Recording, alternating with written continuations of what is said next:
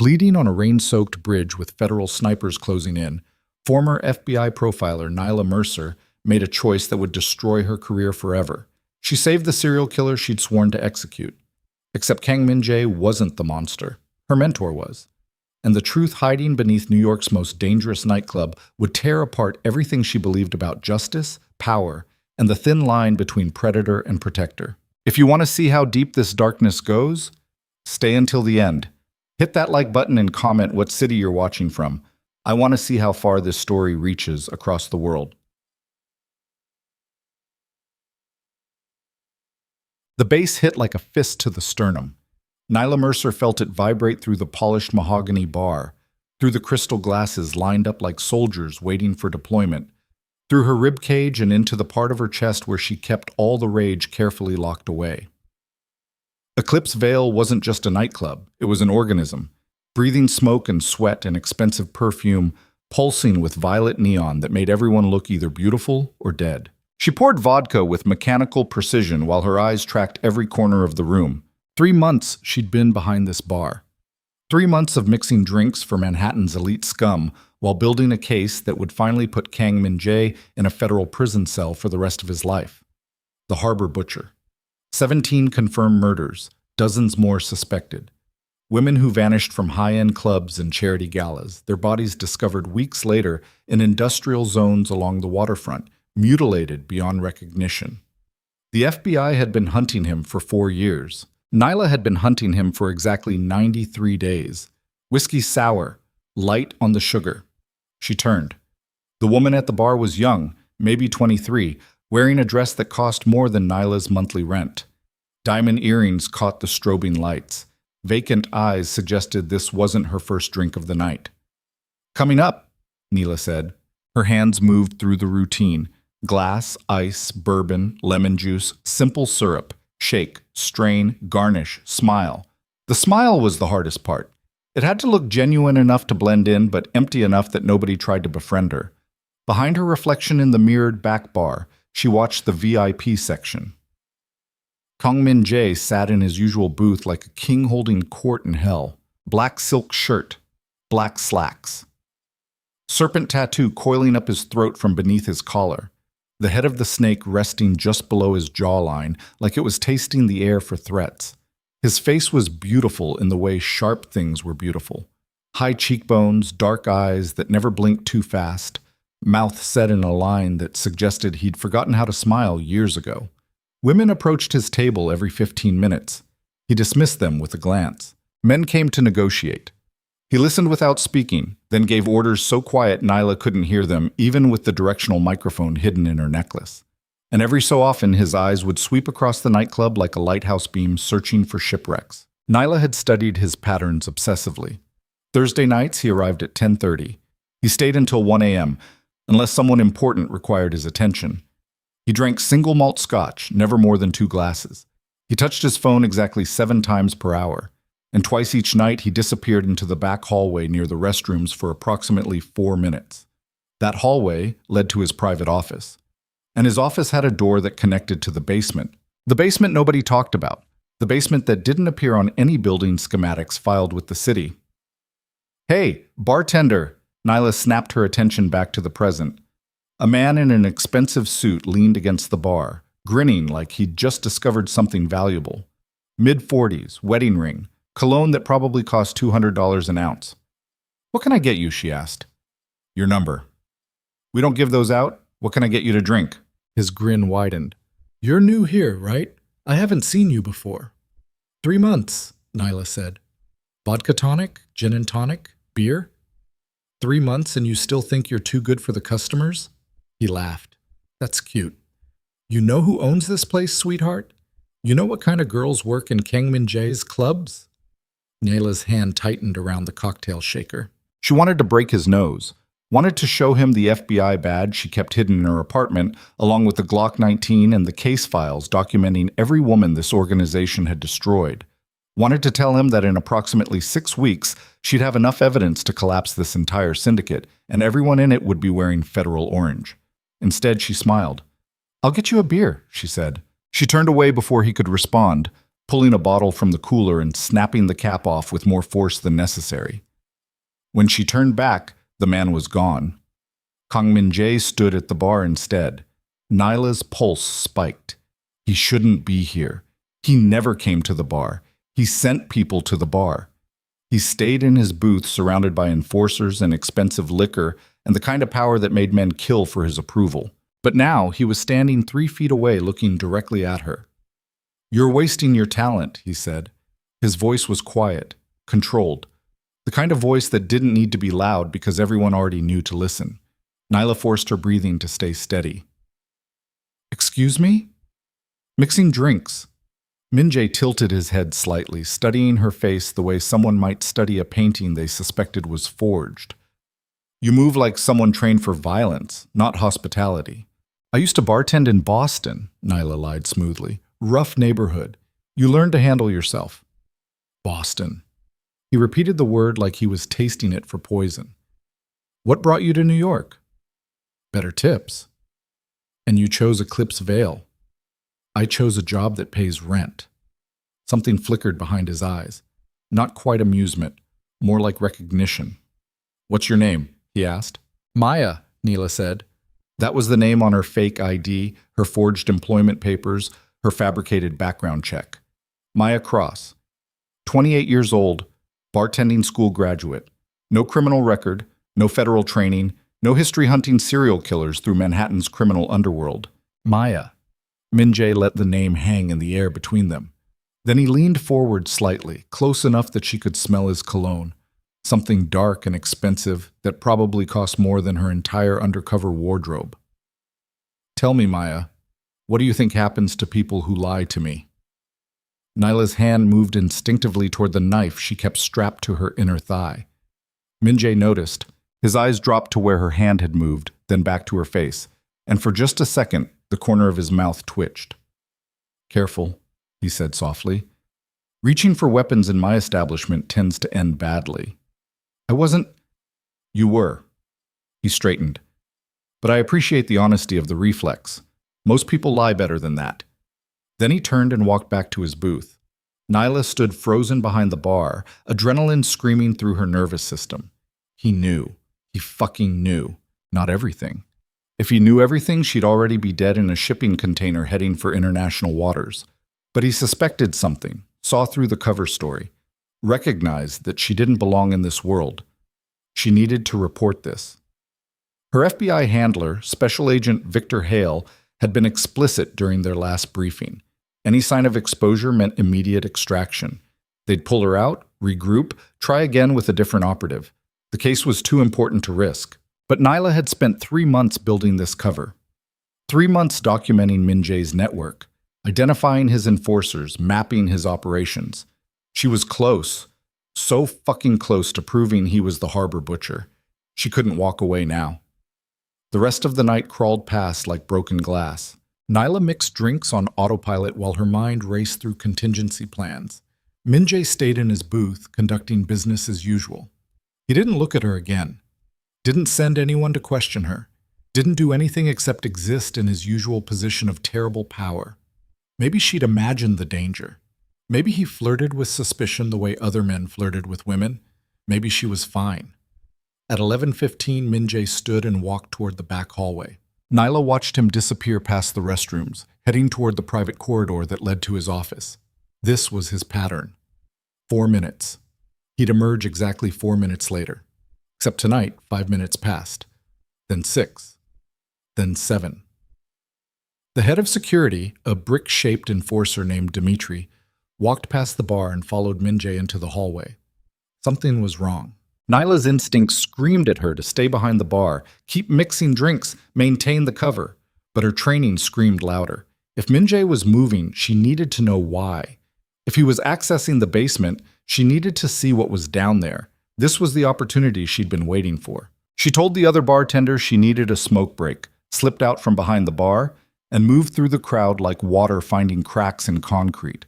The music was loud enough to drown out thought. The lights were strobing fast enough to make everyone's movements look stuttered and inhuman.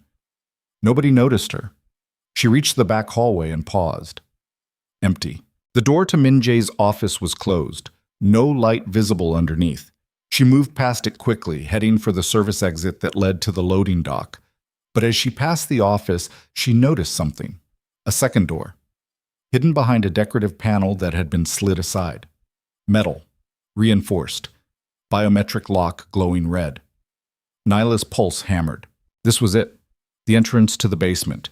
The place where the harbor butcher likely kept evidence, victims, weapons, everything the FBI needed to destroy his empire. She pulled out her phone, angling for a photo. "I wouldn't do that," the voice came from behind her. Nyla spun. Min-jae stood 3 feet away, hands in his pockets, expression unreadable. He'd been waiting for her. "Looking for the bathroom?" he asked quietly. "Yes," Nyla said. Her hand moved toward the knife again. "Stop." The single word carried enough weight to freeze her in place. "If you draw that weapon, Dmitri will put 3 bullets in your spine before you take another breath. So let's skip the performance." Nyla's mind raced through tactical options. She could scream, could run, could try to fight her way past him and call for extraction. But all of those options ended with her dead or captured and the case collapsing. So instead, she did something reckless. She told the truth. "I know what you are," she said. Min-jae studied her face. "What am I?" "A killer. The harbor butcher. You've murdered at least 17 women in the past 4 years, probably more." Silence stretched between them like a blade. Then Min-jae smiled. It wasn't the expression she expected. Not cruel, not threatening, just tired. 17, he repeated. "That's what the FBI profile says?" Neela's blood turned to ice. "How do you know that you're a federal agent?" Min-jae finished. "Please. You think I run an organization this size without vetting every employee? I knew who you were the day you applied for this job, Agent Mercer." The world tilted. He'd known. For 3 months, he'd known exactly who she was. "Then why—" Nyla couldn't finish the sentence. "Why did I let you stay?" Min-jae stepped closer. "Because I wanted to see what you'd find, what patterns you'd notice, what conclusions you'd draw." He paused.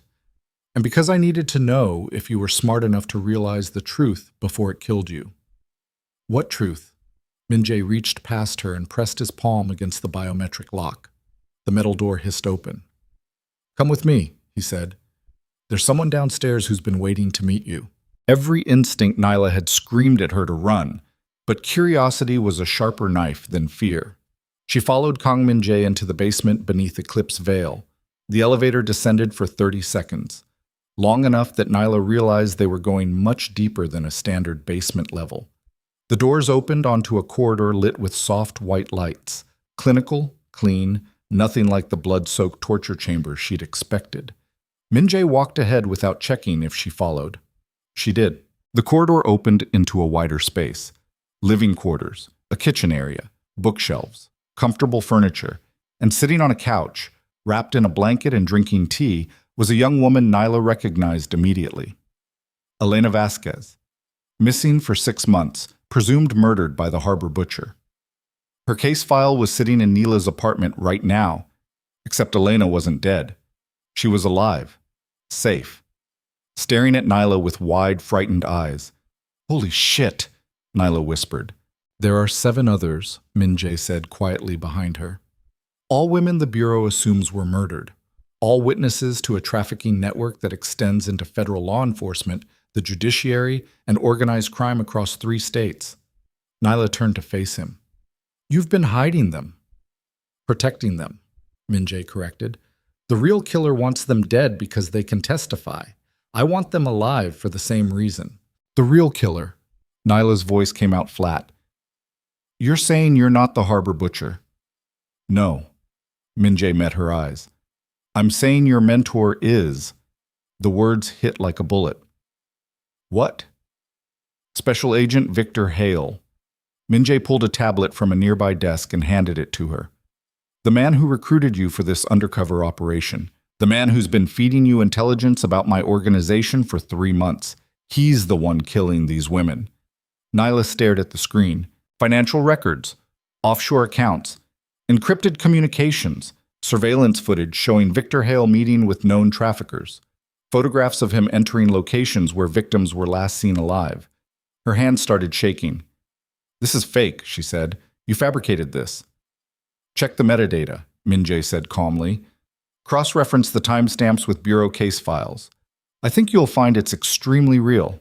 Nyla wanted to throw the tablet across the room, wanted to scream that this was impossible, that Victor Hale had been her mentor for 6 years, that he'd taught her how to profile violent offenders and build airtight cases and survive in a world designed to destroy women like her. But she'd been trained to follow evidence, and the evidence was staring her in the face.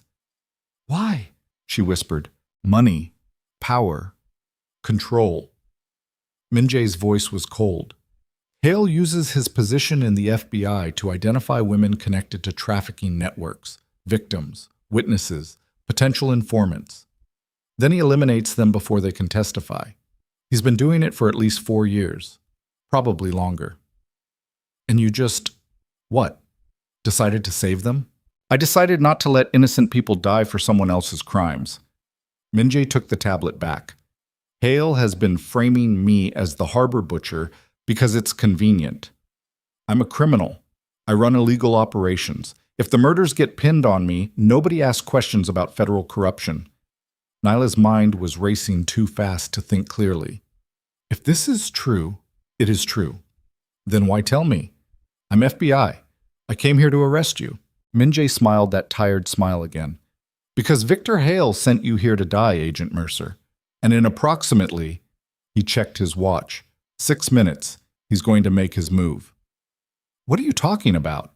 He knows you're close to discovering the truth. That's why he pushed so hard for this undercover operation. He needed you inside my organization so he could eliminate you and frame it as a syndicate killing." Min-jae walked toward the elevator. "Your extraction signal was compromised 2 weeks ago. There is no backup team coming. When you leave this building tonight, Hale will be waiting." Nyla's stomach dropped. "How do you know that?" "Because I have people inside the bureau too." Min-jae pressed the elevator button. "And because 20 minutes ago, one of Hale's contractors positioned himself in the alley behind this building with a suppressed pistol." The elevator doors opened. "So now you have a choice," Min-jae said. "You can go upstairs, walk out the back exit like you planned, and let Victor Hale put a bullet in your chest. Or you can stay down here, review the evidence, and help me destroy him before he kills anyone else." Nyla stared at the Korean Mafia boss who'd just dismantled her entire understanding of reality. "Why should I trust you?" "You shouldn't." Min-jae stepped into the elevator. "But trust isn't the same as tactical alliance, and right now, Agent Mercer, I'm the only person in this city who wants to keep you alive." The elevator doors started to close. Nyla made her choice. She stepped inside. The doors sealed shut, and the elevator began to rise. Min-jae stood beside her in silence, hands in his pockets, expression unreadable. "If you're lying to me," Nyla started. "You'll kill me. I understand." He didn't sound concerned. "But I'm not lying. And in about 3 minutes, you're going to wish I was." The elevator reached the ground floor. The doors opened onto the back hallway. Min-jae gestured for her to exit first. Nyla stepped out, hand instinctively moving toward her concealed knife. The hallway was empty. Music pounded through the walls. Everything looked normal. Then she heard the voice. "Maya, you back here?" It was Danny, the other bartender. Young kid, maybe 25, always smiling. He walked around the corner carrying a crate of liquor bottles. "Hey, I covered your section, but we're running low on..." The gunshot was almost silent. Danny's head snapped back. Blood sprayed across the wall. His body collapsed like someone had cut all his strings at once, the liquor bottles shattering across the floor in an explosion of glass and alcohol. Nyla froze. A figure emerged from the shadows near the back exit. Tactical gear. Suppressed pistol. Professional stance. The contractor swung his weapon toward her. Min-jae moved faster than should have been possible. He grabbed Nyla's shoulder and yanked her backward into the hallway as bullets punched through the air where her head had been half a second earlier. They hit the floor together, rolling behind a structural pillar while gunfire chewed through drywall and wood paneling. "East stairwell," Min-jae said. His voice was perfectly calm. "Now." They ran. Behind them, the contractor advanced methodically, firing controlled bursts. Ahead, an alarm started screaming. The nightclub erupted into chaos, people screaming, stampeding toward exits, the music cutting out abruptly. Min-jae pulled a phone from his pocket and spoke rapid Korean into it. Nyla didn't understand the words, but she understood the tone. Lockdown. They hit the stairwell and climbed. 2 floors up, Min-jae pushed through a door into what looked like private office space. He locked it behind them and crossed to a desk, pulling a false panel away to reveal a hidden safe. "How many contractors?" Nyla asked. Her hands were shaking. Danny's blood was still warm on her sleeve. "At least 3. Hale doesn't take chances." Min-jae opened the safe and pulled out 2 handguns. He offered one to Nyla. "Do you know how to use this?" She took the weapon automatically, Glock 17 full magazine. "Yes." "Good." Min-jae checked his own pistol with practiced efficiency.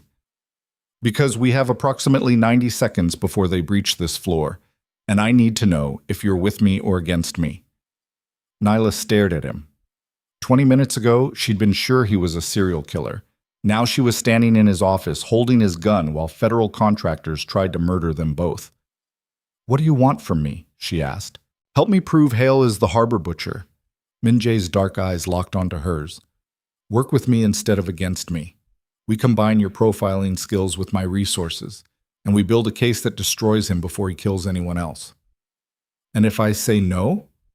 "Then you die tonight, and so do the 8 women downstairs, and Victor Hale keeps murdering people until someone else figures out the truth." Min-jae tilted his head slightly. "But you won't say no." "How do you know?" "Because you're not the kind of person who walks away from innocent people." He smiled that tired smile. "That's why Hale targeted you in the first place. He knew you'd follow the case anywhere, even into hell." Somewhere below them, glass shattered. Heavy boots pounded upstairs. Nyla made her second choice of the night. "Where do we start?" she said. Min-jae's smile widened. "With the profile," he said. "Tell me everything you know about the harbor butcher, and I'll tell you where your mentor made mistakes." They worked fast. Nyla laid out the psychological profile she'd built over 3 months.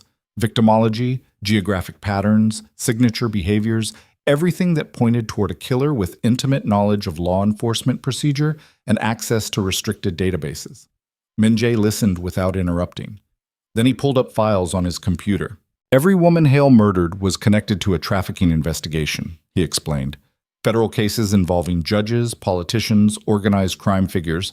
The network spans 3 states and generates approximately $40 million annually. Hale has been eliminating witnesses systematically." "But why frame you?" "Because I've been interfering." Min-jae pulled up surveillance footage. "My organization operates in the same circles as the trafficking network. When I discovered what was happening, I started extracting witnesses before Hale could reach them. He needed to discredit me before I exposed the whole operation." Nyla studied the evidence. It fit. Everything fit. The realization made her want to vomit. "How long have you known?" she asked quietly. "About Hale?" 18 months. Min-jae closed the laptop. "About you specifically? 3 months. And you just let me investigate you." "I needed to know if you were part of his network or just an unknowing weapon." Min-jae stood. "Now I know." Footsteps echoed in the hallway outside. They were out of time. Min-jae moved to a second hidden panel in the wall and pulled it open, revealing a narrow escape passage. "This leads to the roof. From there we can—" The door exploded inward. 3 contractors poured into the room, weapons raised. Nyla and Min-jae opened fire simultaneously. The gunfight lasted maybe 6 seconds. Bullets tore through furniture and walls and flesh. One contractor dropped immediately. The second took cover behind a filing cabinet. The third rushed Min-jae directly. They collided in a tangle of violence. Nyla shot the second contractor twice in the chest, then spun toward Min-jae. He had the third contractor in a chokehold, the man's neck bent at an unnatural angle. There was a moment of resistance, then a wet crack. The body went limp. Min-jae let it fall. Blood covered his silk shirt. His breathing was elevated but controlled.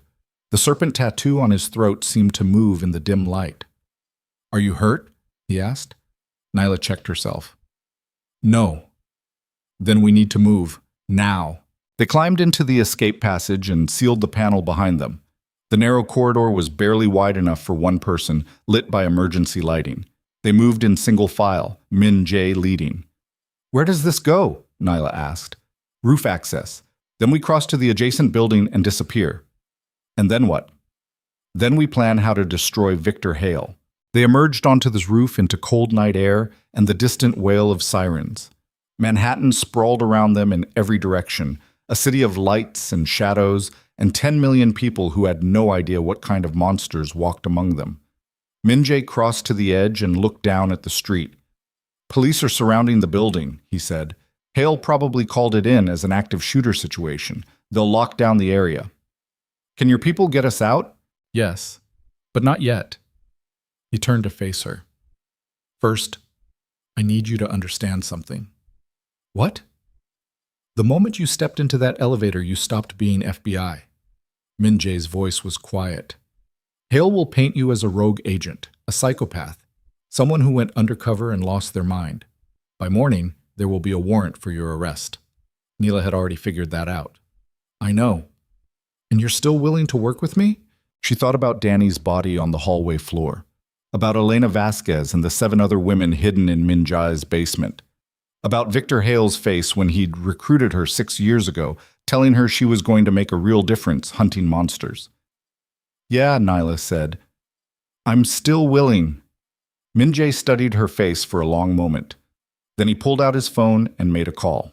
10 minutes later, a black SUV pulled up to a service entrance 3 buildings over.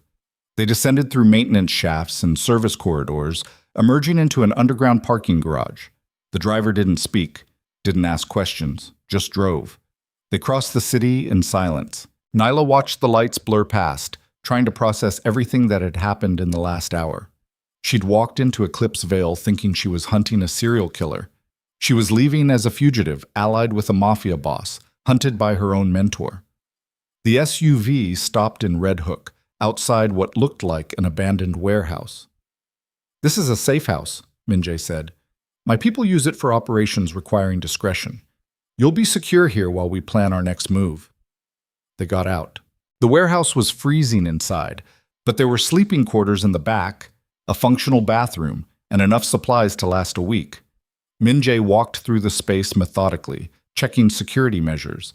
Nyla stood in the center of the empty floor and felt the full weight of the night crash down on her. "I watched him die," she said quietly. Min-jae stopped. "The bartender. Danny." His name was Danny. Her hands were shaking again. "He was 25 years old. He talked about his girlfriend all the time. He was saving money to buy a ring." "I'm sorry." "Are you?" Neela turned to face him. "You're a criminal. You kill people for a living. Why would you care about some kid who poured drinks?" Min-jae was silent for a moment. Then he said, "I kill people who make the choice to enter my world. Soldiers, rivals, threats. Danny didn't make that choice. He was collateral damage in a war he didn't know existed." He paused. "That matters." "Does it?" "Yes." Nyla wanted to argue, wanted to hate him for being what he was, but she was too tired, and the lines between right and wrong had gotten too blurry to see clearly anymore. "What happens now?" she asked. "Now you rest," Min-jae said. "Tomorrow, we start building the case against Hale. But tonight, you need sleep." "I can't sleep." "Try anyway." He left her alone in the warehouse, disappearing into the night with the same quiet efficiency he did everything else. Nyla stood in the darkness for a long time. Then she walked to the sleeping quarters, sat down on the bare mattress, and finally let herself shake. She'd crossed a line tonight, fired a weapon in defense of a criminal, fled from federal law enforcement, become exactly what Victor Hale would accuse her of being, a rogue agent who'd lost her mind. Except she hadn't lost her mind. She'd found the truth, and the truth was so much worse than any lie. Outside, sirens screamed through the city. Inside, Nyla Mercer closed her eyes and tried not to see Danny's blood spreading across the nightclub floor. She failed. Nyla woke to the sound of metal scraping concrete. Her hand went to the gun before her eyes opened. The Glock Min-jae had given her was still tucked under the thin pillow, cold and heavy. She sat up fast, adrenaline spiking, and found him standing in the doorway of the sleeping quarters, holding 2 paper coffee cups. "You sleep with your boots on," he observed. "Old habit." Nyla didn't lower the weapon. What time is it? 6:30. You've been out for 4 hours. He set one of the cups on the floor near her mattress. Black coffee. No sugar. That's what you drink. She stared at him. How do you know that? I've been watching you for 3 months, Agent Mercer. I know more about you than you think. The casual surveillance should have bothered her more than it did. But Nyla was too tired to care about privacy violations when federal contractors were trying to kill her. She holstered the gun and picked up the coffee. It was still hot, tasted like it came from a bodega, not Starbucks. Real coffee for people who needed the caffeine more than the experience. Did you sleep? She asked. No. Why not? Because someone needs to make sure you wake up alive. Min Jae leaned against the doorframe. His silk shirt from last night was gone, replaced by a simple black t-shirt that made the serpent tattoo stand out even more. I've been monitoring police channels. Hale has you listed as a federal fugitive, armed and dangerous, suspected of killing a civilian during a psychotic break. Danny. Yes. They're saying you shot him, then opened fire on responding officers before fleeing the scene. Nyla's jaw tightened. And people believe that? Why wouldn't they? You're a disgraced FBI profiler who went undercover in a criminal organization. The narrative writes itself. Min Jae pulled out his phone and showed her the screen. It's already on the morning news. She looked at the headline. Rogue FBI agent wanted in nightclub shooting. Below it was her academy graduation photo. They'd used the worst one, the picture where she looked angry, unhinged, exactly like someone who might snap and start killing people. Fuck, Nyla whispered. Hale moves fast, Min Jae said. By tonight, your face will be on every news station in the city. By tomorrow, the manhunt goes national. So what do we do? We build the case before he buries us. Min Jae pocketed his phone. I've arranged a meeting with someone who can help. But first, you need to understand what you're walking into.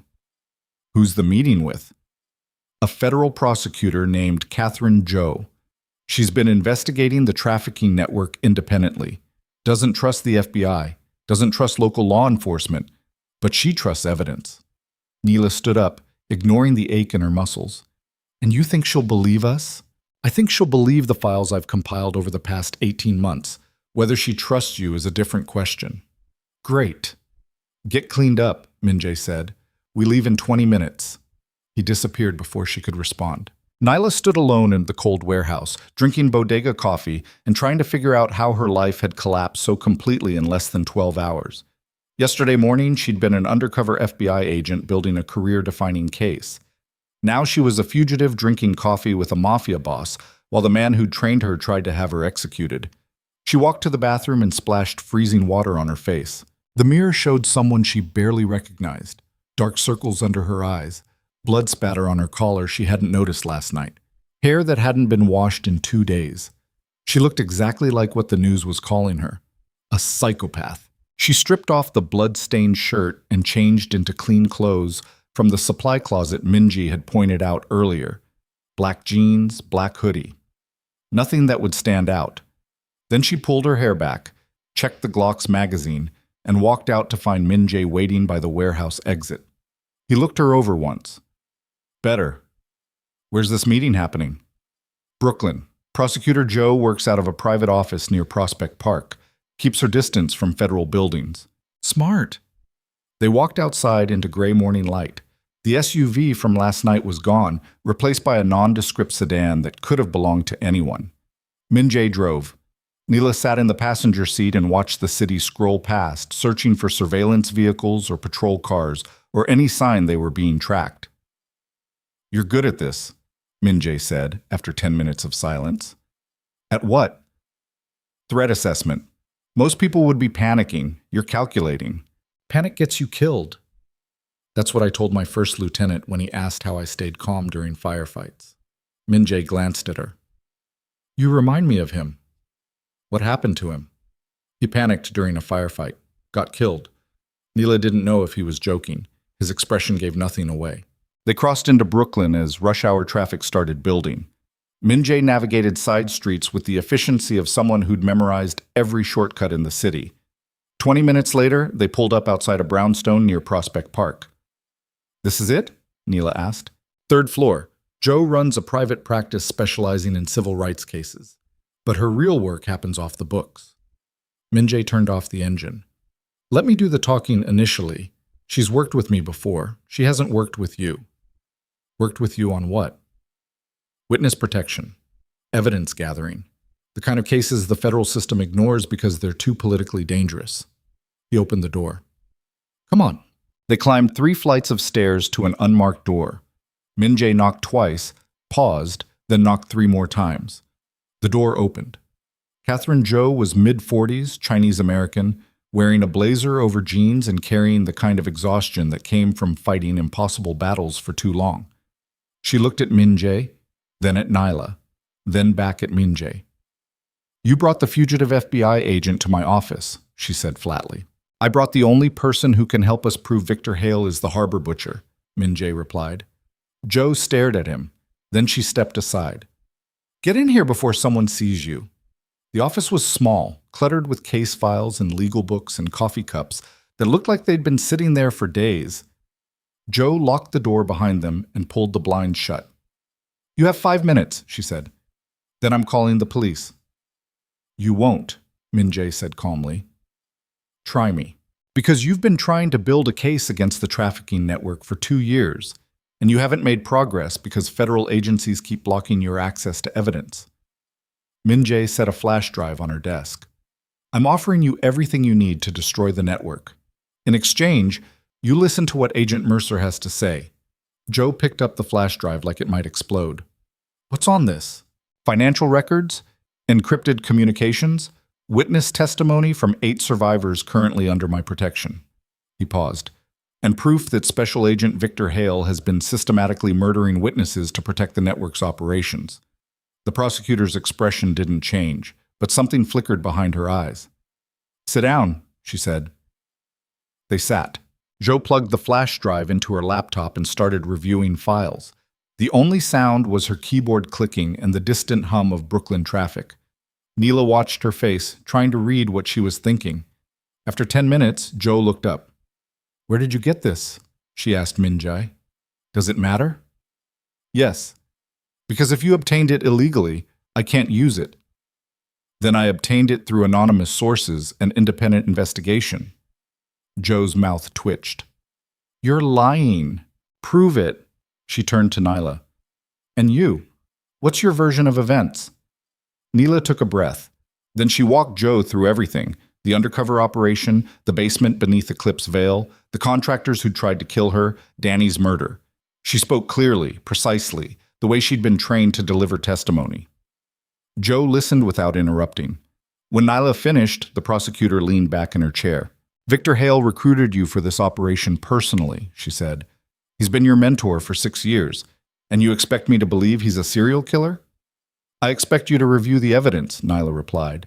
Then decide for yourself. The evidence that came from a known organized crime figure, Jo gestured at Min-jae. You understand how that looks. I understand that 8 women are alive because of him, and dozens more are dead because of Hale. Alleged. No. Proven. Nyla leaned forward. I've spent 3 months building a psychological profile of the harbor butcher. Every pattern points to someone with law enforcement training, access to federal databases, and intimate knowledge of trafficking investigations. Hale fits perfectly. Jo was silent for a long moment. Then she said, even if you're right, this doesn't prove anything. Circumstantial evidence, anonymous sources, witnesses hidden by a criminal organization. No prosecutor could take this to trial. So we get more evidence, Min-jae said. How? We force Hale to make a mistake. Jo laughed. It wasn't a happy sound. You want to use a federal fugitive as bait to catch a corrupt FBI agent. That's your plan. Yes. That's the stupidest thing I've heard all week. But you're considering it, Min-jae said. Because you know I'm right. Hale has been untouchable for years. This is the only way to expose him. The prosecutor stood and walked to the window, staring out at the street below. Neela could see her thinking, weighing risks against possibilities. Finally, Jo turned around. I want to talk to the witnesses, she said. The 8 women you claim to be protecting. I need to hear their testimony directly. I can arrange that, Min-jae said. And I want access to all your files on the trafficking network. Everything, no redactions. Done. And if this goes wrong, if you're lying to me, if this is some kind of elaborate setup, I will personally make sure you spend the rest of your life in a supermax prison. Min Jae smiled. I wouldn't expect anything less. Joe looked at Nyla. And you. If we do this, you understand there's no going back. Your career is over. Your reputation is destroyed. Even if we prove Hale is guilty, you'll never be FBI again. Nyla had already accepted that truth somewhere around 4 a.m. while staring at the warehouse ceiling. I know, she said. Then we have an agreement. Joe picked up her phone. I'll need 48 hours to review everything and interview the witnesses. After that, we plan our next move. We don't have 48 hours, Neela said. Hale knows I'm still alive. He'll be hunting me. Then don't get caught. Joe's expression was cold. Because if the police find you before we build this case, there's nothing I can do to help you. They left the brownstone 10 minutes later. The street was busier now, early morning joggers and dog walkers moving through the neighborhood. Nyla kept her hood up, head down, aware that her face was probably on every phone and television screen in the city. That went well? Min Jae said as they reached the car. She doesn't trust us. She doesn't trust anyone. That's what makes her good at her job. He unlocked the doors. But she'll review the evidence, and once she does, she'll realize we're telling the truth. They got in the car. Nyla was about to ask where they were going next when her phone buzzed. She pulled it out, knowing she shouldn't. The FBI could track her location the second she powered it on, but something made her check anyway. 7 missed calls, all from Victor Hale, and 1 text message sent 5 minutes ago. We need to talk, Nyla. I can explain everything. Meet me at the place we first discussed the Harbor Butcher case. Come alone. I'm trying to help you. She stared at the screen. What is it? Min Jae asked. Nyla showed him the message. His expression darkened. It's a trap. Obviously. Then why are you considering it? I'm not. Nyla stopped. Because she was considering it. Some part of her brain was already calculating routes, planning approaches, wondering if there was any chance Hale was telling the truth. He's your mentor, Min Jae said quietly. The person who trained you, who believed in you. Of course you want to hear his side. I know it's a trap. Knowing doesn't make the pull any weaker. Nyla put the phone away. Where's the place you first discussed the case? A coffee shop in Tribeca, small place. 2 exits, lots of windows. She paused. He always said it was his favorite spot for sensitive conversations because you could see threats coming from every direction. How long would it take to get there from the prosecutor's office? 20 minutes. Why? Min Jae started the car. Because we're going to let him think you're coming alone. And then we're going to see who else shows up. That's insane. That's tactical. He pulled into traffic. Hale sent that message because he's desperate. He knows we met with Joe. He knows his window for eliminating you is closing, so he's trying to draw you out into the open. And you want to give him what he wants. I want to see his play, who he brings, how he positions them, what story he's prepared to tell you. Min Jae glanced at her. We don't engage. We watch. We learn. Then we disappear before he realizes you never showed. Nyla thought about it. And if something goes wrong? Then we improvise. Great plan. You have a better one? She didn't. They drove south through Brooklyn, crossing back into Manhattan as the morning sun burned through the gray sky. Tribeca was waking up, boutiques opening, restaurants setting up sidewalk tables, tourists starting their long day of spending money in someone else's city. Min Jae parked 3 blocks from the coffee shop. Wait here, he said. Where are you going? To position Overwatch. He pulled out his phone and sent a rapid series of text messages. I have people in the area. They'll set up surveillance and report back. Your people? Yes. Korean Mafia? Yes. Nyla shook her head. 6 months ago, I was building cases against people like you. And now you're working with people like me. Life is full of surprises. Min Jae pocketed his phone. Stay in the car. Keep your head down. I'll be back in 15 minutes. He got out and disappeared into the morning crowd. Nyla sat alone in the sedan watching people walk past. Normal people. People with normal problems. People who weren't fugitives, hunted by corrupt federal agents and protected by organized crime figures. She pulled out her phone again, stared at Hale's message. I can explain everything. Part of her wanted to believe him, wanted there to be some rational explanation for why contractors had tried to kill her, why Danny was dead, why the man who'd taught her everything about profiling violent offenders might actually be one himself. But the evidence didn't lie, and Nyla had been trained to trust evidence over emotion. She put the phone away. 15 minutes later, Min Jae returned. "Hale's already there," he said, sitting in the back corner. Two contractors positioned across the street pretending to be construction workers. Another one in a van parked at the north exit. 3-person kill team. At minimum. There could be more I haven't spotted yet. Nyla processed the tactical picture. He's not planning to talk.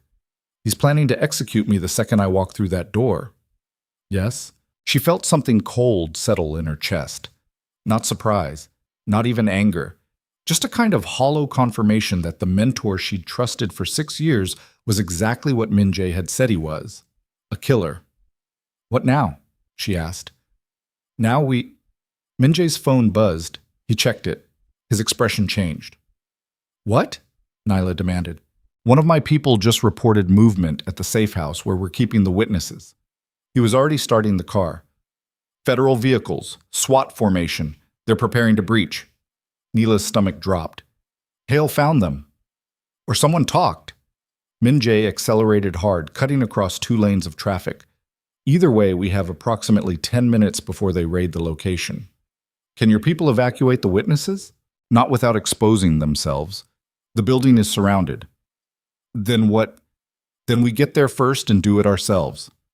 Min Jae drove like the city was a video game he'd already beaten. He cut through side streets and alleys, ran red lights, took corners at speeds that made the tires scream. Nyla braced herself against the dashboard and tried not to think about what would happen if they got pulled over. They reached Red Hook in 8 minutes. The safe house was a converted industrial building near the waterfront. From a block away, Nyla could see the tactical vehicles, 3 black SUVs, an armored transport, and what looked like a mobile command center. "They're waiting for authorization to breach," Min Jae said. "Standard SWAT protocol. Another 5 minutes, maybe less." "How do we get 8 people out of a surrounded building in 5 minutes?" "We don't. We get them into the panic room and pray the contractors don't find them before we can figure out our next move." "There's a panic room?" "I don't build safe houses without contingencies." Min Jae pulled into an alley behind a neighboring warehouse. "Follow me. Move fast. Don't hesitate." They ran. Through the warehouse, across a narrow courtyard, up a fire escape that looked like it hadn't been used in decades. Min Jae moved with absolute confidence, never checking his path, never slowing down. Nyla followed, lungs burning, aware that every second mattered. They reached a rooftop access door. Min Jae pulled out a key, unlocked it, and they descended into the safe house from above. The 8 women were gathered in the main living area, looking terrified. Elena Vasquez saw them first. "What's happening?" "Federal raid," Min Jae said. "We have maybe 3 minutes. Everyone into the panic room. Now." He crossed to what looked like a solid concrete wall and pressed a hidden switch. A section of the wall slid aside, revealing a reinforced chamber maybe 12 feet square. Shelves with food and water. Medical supplies. Communications equipment. The women filed in quickly. They'd clearly practiced this. "Stay quiet," Min Jae told them. "Don't open this door for anyone except me or Agent Mercer. Understand?" They nodded. He sealed the panic room. Outside, Nyla heard the sharp crack of a battering ram hitting the front door. "They're breaching," she said. "I know." Min Jae was already moving toward the rear exit. "Let's go."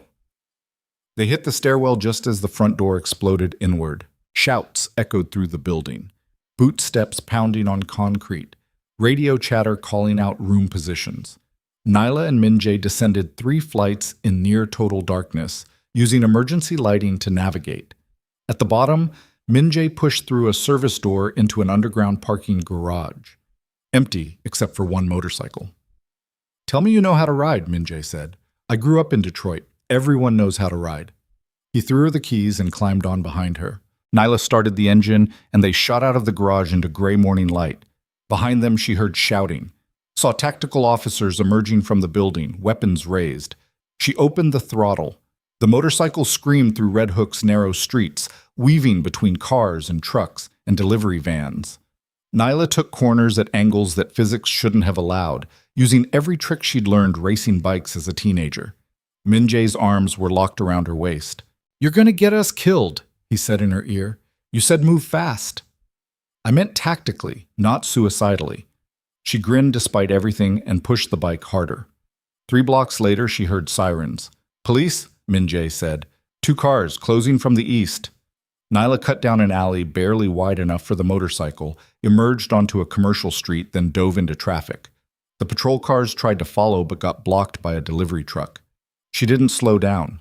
They crossed into Carroll Gardens, then Cobble Hill, putting distance between themselves and the raid. Finally, when Nyla was sure they'd lost pursuit, she pulled into a residential area and killed the engine. They sat there breathing hard. "Where did you learn to ride like that?" Min Jae asked. "Misspent youth." "I'm starting to understand why the FBI recruited you." Nyla climbed off the bike. Her hands were shaking from adrenaline. "The witnesses are safe for now, but Hale knows where the safe house is. He'll come back with warrants, search teams, everything he needs to find that panic room. Then we move them tonight." "To where?" "I have other locations. He can't know about all of them." "You sure about that?" Min Jae was silent, because they both knew the truth. Hale had found the safe house, which meant he had intelligence sources inside Min Jae's organization or access to surveillance capabilities they hadn't accounted for. Either way, they were compromised. "We need to change tactics," Nyla said. "Stop reacting. Start attacking." "Attacking how?" She thought about it. "Hale tried to lure me to that coffee shop because he's desperate. He's making mistakes. We need to exploit that." "By doing what?" "By giving him what he wants." Nyla met Min Jae's eyes. "Me?" "Absolutely not." "Listen. No, I've seen this play before. Noble sacrifice. You walk into his trap, hope to get close enough to expose him, probably die in the process. It's stupid. It's tactical. It's suicide." "Then what's your plan?" Nyla demanded. "We can't keep running. We can't protect the witnesses indefinitely. And we can't build a case against Hale if we're hiding in warehouses waiting for him to find us." Min Jae stared at her. "You remind me of my lieutenant," he said finally. "The one who panicked and got killed?" "No, the one before him. The one who volunteered for an impossible mission because it was the only way to save our operation." He paused. "He succeeded, but it cost him everything. Sometimes that's the price. And you're willing to pay it." Nyla thought about Danny bleeding out on the nightclub floor, about Elena Vasquez and 7 other women living in a basement because the institutions designed to protect them had failed, about Victor Hale sitting in a coffee shop waiting to murder the agent he'd trained. "Yeah," she said, "I'm willing." Min Jae studied her face for a long moment. Then he pulled out his phone and made a call. He spoke rapid Korean for maybe 60 seconds, then hung up. "What was that?" Nyla asked. "I'm calling in resources. If we're going to do this, we do it right." He looked at her. "But understand something. Once we start this play, there's no pulling back. Hale will throw everything he has at us. Federal agencies, local police, probably contractors from 3 different countries. It's going to get ugly." "I know. And when it's over, even if we win, your life as you knew it is finished. You'll never be FBI again, never be law enforcement. You'll be what I am." "What's that?" "Someone who operates in the spaces between legal and illegal. Someone who protects people the system won't protect. Someone who makes hard choices and lives with the consequences." His dark eyes held hers. "Is that what you want?" Nyla realized she'd already made this choice the moment she followed him into the basement beneath Eclipse Vale. "Yes," she said. Min Jae nodded slowly. "Then let's burn Victor Hale's world to the ground." They spent the rest of the day planning. Min Jae had access to resources Nyla hadn't imagined: safe houses across 3 boroughs, encrypted communication networks, intelligence sources inside law enforcement and federal agencies. He moved through the criminal underworld the way she'd once moved through FBI offices, with absolute confidence and terrifying efficiency. By evening, they had a framework. Nyla would send Hale a message agreeing to meet, but not at the coffee shop, somewhere public. somewhere he couldn't easily stage an execution. They'd chosen Washington Square Park, open space, multiple exits, hundreds of potential witnesses. Min-jae would position his people around the perimeter, not to engage, just to document, record everything, capture proof of Hale's contractors, his tactics, his desperation. And Catherine Zhou would be watching from a nearby building with a telephoto lens and recording equipment, gathering evidence for the case they were building. It was dangerous. It was probably stupid. But it was the only play they had. At 7 p.m., Nyla sent the message. I'll meet you. But not at your coffee shop, Washington Square Park, tomorrow at noon. Come alone or I disappear forever. Hale's response came 90 seconds later. Agreed, I'll be there. And Nyla, I'm sorry about everything. Let me explain. She stared at the text. Part of her still wanted to believe him, still wanted there to be some explanation that made sense of the horror. But the evidence didn't lie. He'll bring contractors, Min-jae said, reading over her shoulder. Positioned around the park, probably snipers on the surrounding buildings. I know. And the second you show your face, they'll try to kill you. I know that too. So what's the plan when that happens? Neela looked at him. We make sure it doesn't.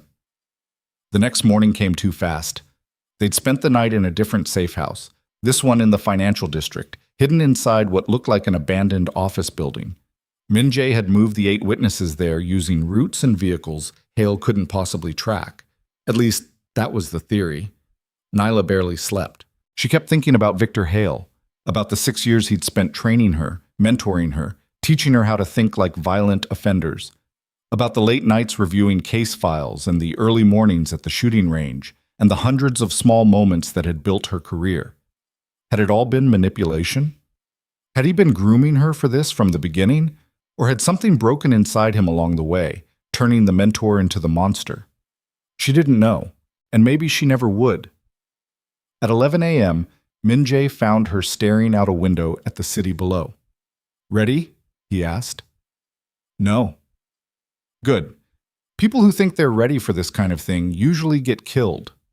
They went over the plan one final time. Nyla would approach from the south entrance of Washington Square Park. Min-jae's people would be positioned at every major exit and vantage point.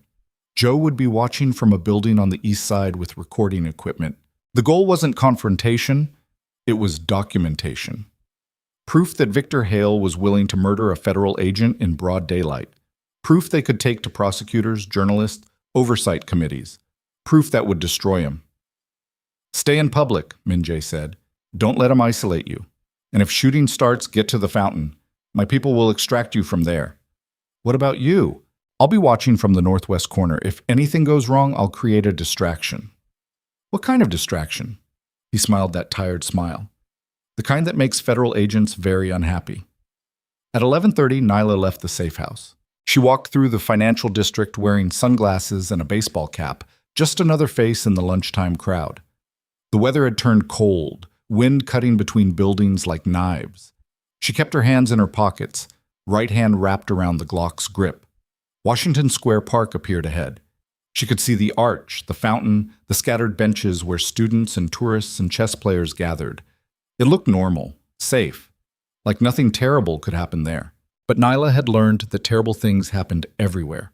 She entered the park from the south, scanned the crowd, and saw Victor Hale sitting on a bench near the fountain, exactly where he'd said he'd be. He looked the same as always, 53 years old, graying hair, strong build, the kind of face that inspired confidence in juries and terror in suspects. He wore a suit jacket over jeans, hands visible, posture relaxed, like he was just a man waiting for a friend. Nyla walked toward him. Her heart was hammering. Her breathing was too fast. Every instinct screamed at her to run, but she kept walking. 20 feet away, Hale saw her. He stood slowly, expression pained. Nyla, thank God. I was worried you wouldn't come. She stopped 10 feet back. Where are your contractors? What? The kill team. Where are they positioned? Hale's expression shifted. Nyla, I don't know what Min-jae told you, but don't. Her voice was flat. I know what you are. I know what you've done. I came here because I wanted to hear you admit it. Hale was silent for a moment, then his mask dropped. The pain disappeared from his face, replaced by something cold and calculating. You really think you've figured it out, he said. The profiler who solved the case. How proud you must feel. I'm not proud. I'm furious. Why? Because I taught you everything you know and then used it against you? Hale stepped closer. That's tactical thinking, Nyla. That's how you win in this world. You identify assets, you develop them, and when they become liabilities, you eliminate them. I was never a liability. I was your student. You were a weapon, and weapons don't get to have opinions. He glanced around the park. But you've made things complicated. Allied with a Korean crime lord, convinced a prosecutor to investigate me, hidden my witnesses where I can't find them. Your witnesses? You mean the women you tried to murder? Women who would have destroyed a network generating $40 million annually. Women whose testimony would have collapsed careers, ended political ambitions, exposed corruption across 3 federal agencies. Hale's voice was almost gentle. They had to die, Nyla. That's just mathematics. She wanted to shoot him, wanted to pull the Glock and empty the magazine into his chest right there in front of hundreds of witnesses. But that would make her exactly what he'd accused her of being, a psychopath. You're not going to get away with this, she said. Hale smiled. I already have. You're a fugitive. Min-jae is a known criminal. Joe is a crusader with no evidence that would hold up in court. And I'm a decorated FBI agent with a spotless record and friends in very high places. The witnesses will testify. If you can keep them alive long enough, which you can't. He pulled out his phone. I've been tracking Min-jae's organization for months. I know every safe house, every contact, every weakness. It's only a matter of time before I find them. Then we'll move them again. Where? How many times can you run before you make a mistake? Hale pocketed his phone. This is over, Nyla. You just haven't accepted it yet. She took a step back, and that's when she saw them. 4 men moving through the crowd, not dressed like contractors, dressed like joggers, students, tourists, but moving with military precision, converging on her position. You said you'd come alone, Nyla said. I lied. Hale's expression was almost sad. I'm sorry it ended this way. You were brilliant. You could have been extraordinary, but you chose the wrong side. The contractors were 15 feet away. 10. Nyla's hand moved toward the Glock. Then gunfire erupted from the northwest corner of the park. Not aimed at her, aimed at the contractors. Min-jae had started his distraction. The park exploded into chaos. People screaming, running, stampeding away from the gunfire. The contractors scattered, returning fire toward Min-jae's position. Hale dove behind a bench, and Nyla ran. She sprinted toward the fountain, exactly like Min-jae had instructed. Behind her, she heard more gunfire. Shouting, sirens starting to wail in the distance. Someone grabbed her arm. She spun, ready to fight. It was one of Min-jae's people, a young Korean man she'd seen at the safe house. This way, he said. They ran together, cutting through the panicking crowd. The fountain was ahead. Beyond it, a black SUV with the engine running. They were almost there when Nyla heard the shot. A single rifle crack from somewhere above. Sniper. The young man beside her jerked and fell, blood spreading across his chest. Nyla skidded to a stop. Go, he gasped. Get to the vehicle. But she couldn't leave him. She grabbed his jacket and tried to drag him toward the SUV. Another shot. This one missed her head by inches. And that's when Min-jae appeared, moving through the chaos like a shark through water. He grabbed the wounded man with one arm, grabbed Nyla with the other, and hauled them both toward the SUV. They made it, collapsed into the back seat while the driver floored the accelerator. The vehicle shot out of the park, tires screaming, leaving the gunfight behind. Nyla pressed her hands against the young man's chest, trying to stop the bleeding. Hospital, she said. No hospitals, Min-jae replied. They'll be watching every emergency room in the city. He needs a doctor, and he'll get one, at a place Hale doesn't know about. The young man was struggling to breathe. Blood bubbled between Nyla's fingers. Stay with me, she told him. You're going to be fine. He tried to say something, then his eyes rolled back and he went still. No! Nyla started chest compressions. No, no, no. Min-jae pulled her hands away gently. He's gone. She stared at the body. Another person dead because of her. First Danny, now this. What was his name? She whispered. Jin, Min-jae said quietly. He was 23. He had a younger sister. He wanted to open a restaurant someday. Nyla felt something break inside her chest. She'd gotten him killed, drawn him into a war he had no reason to fight, and he died protecting her. The SUV raced through Manhattan streets while sirens screamed in every direction. Somewhere behind them, Hale was spinning the narrative. Rogue FBI agent, gang violence, terrorist attack, whatever story would keep him safe and her hunted. Nyla looked at Min-jae. His expression was granite. "This changes things," he said. "I know. Hale just killed one of my people in a public park. That's a declaration of war." "What are you going to do?" Min-jae stared at Jin's body. Then he pulled out his phone and made a call. When someone answered, he spoke a single sentence in Korean. Then he hung up and looked at Nyla. "I'm going to give Hale exactly what he wants," he said. "Me." "What are you talking about?" "I'm going to surrender, publicly, in front of cameras and federal agents and the entire city." His voice was cold. "I'm going to let them arrest me for being the harbor butcher." "That's insane. They'll lock you up forever." "They'll try." Min-jae smiled. "But while they're focused on me, you're going to disappear. Take the witnesses, get them to Catherine Joe, build the case against Hale, and when the time is right, you're going to destroy him." "I can't do this alone." "Yes, you can. You're FBI, remember? This is what you were trained for." "I was trained to follow the law, not break it." "Then it's time to learn something new." Min-jae leaned forward and spoke to the driver in Korean. The SUV changed direction. "I'm taking you to a location where Joe is waiting with extraction resources. From there, you disappear. New identity, new life. Long enough to finish what we started." "And you?" "I'll be fine. I've survived worse than federal custody." Nyla wanted to argue, wanted to tell him this was a terrible plan, but she could see the logic. Hale was hunting her. Hale was coming for the witnesses. Hale was closing every escape route. But if Min-jae surrendered, the entire city would be watching. The media would be swarming. Federal agencies would be celebrating finally capturing the harbor butcher. And in that chaos, Nyla could disappear. "When?" she asked. "Tonight, outside the FBI field office. Maximum visibility." He looked at her.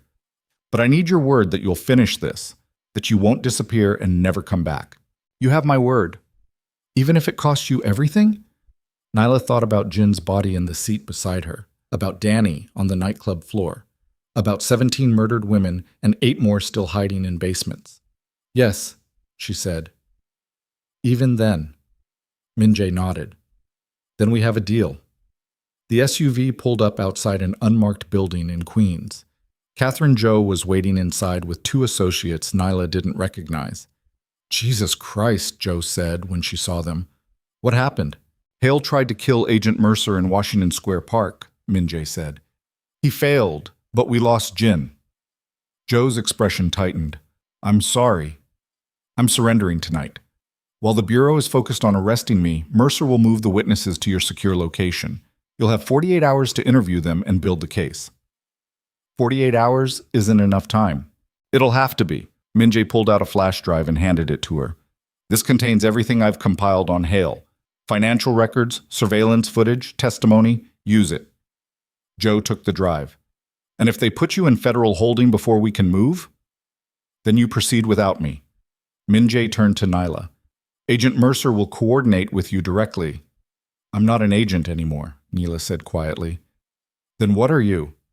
She didn't have an answer. Min-jae checked his watch. "I need to go. The surrender is scheduled for 10 p.m. That gives you 3 hours to move the witnesses." "Where are they now?" Joe asked. "Location encrypted on the drive. Mercer knows the access codes." He looked at Nyla one final time. "Don't die before this is finished." "Same to you." He almost smiled. Then he walked out into the rain. Nyla stood in the empty room with Catherine Joe and Jin's body and the weight of impossible choices. "What do we do now?" Joe asked. Nyla took a breath. "Now," she said, "we become what they already think we are, which is dangerous." Outside, the city burned with sirens, and somewhere in the darkness, Victor Hale was preparing his next move. But for the first time since this nightmare started, Nyla wasn't running. She was hunting. The rain came down like bullets. Nyla stood outside the FBI field office at exactly 10 p.m., hidden in the shadows across the street, watching Kang Min-jae destroy himself to save her. He walked through the rain alone. No bodyguards, no weapons. Just a man in a black coat surrendering to a system designed to crush people like him. News cameras were already positioned. Reporters held umbrellas and microphones. Federal agents formed a perimeter, their weapons trained on the Korean Mafia Boss who'd terrorized their city for years. Min-jae stopped in the center of the street, raised his hands, and knelt on wet asphalt while red laser sights painted his chest like targets. Nyla's throat tightened. She'd known he was doing this, known it was the plan, but watching it happen felt like watching an execution in slow motion. Special Agent Victor Hale emerged from the building. He walked through the rain toward Min-jae with the expression of a man who'd finally won. Cameras flashed, reporters shouted questions. Hale ignored them all, focusing entirely on the kneeling figure. "Kang Min-jae," Hale said, loud enough for the microphones to catch. "You're under arrest for the murders of 17 women, for organized crime, for racketeering, for—" "I know what I'm being arrested for," Min-jae interrupted quietly. "Then you know you're going to spend the rest of your life in federal prison." "Maybe," Min-jae's dark eyes met Hale's. "Or maybe I'll live long enough to watch you join me there." Something flickered across Hale's face. Then he smiled. "Get him out of my sight." Federal agents swarmed Min-jae. They zip-tied his wrists, searched him roughly, and dragged him toward an armored transport. The Mafia Boss didn't resist, didn't speak, just let himself be hauled away like cargo while the city watched. The transport doors slammed shut, and Nyla felt the last piece of her old life disappear with them. She turned away from the spectacle and walked back to where Catherine Zhou was waiting in an unmarked van 3 blocks away. "It's done," Nyla said. Zhou nodded. "Then we move. Now."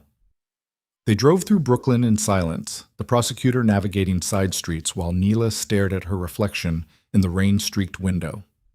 Somewhere behind them, the media was already spinning the story. Notorious crime lord captured. Harbor butcher finally brought to justice. FBI celebrates major victory. All lies. But useful lies.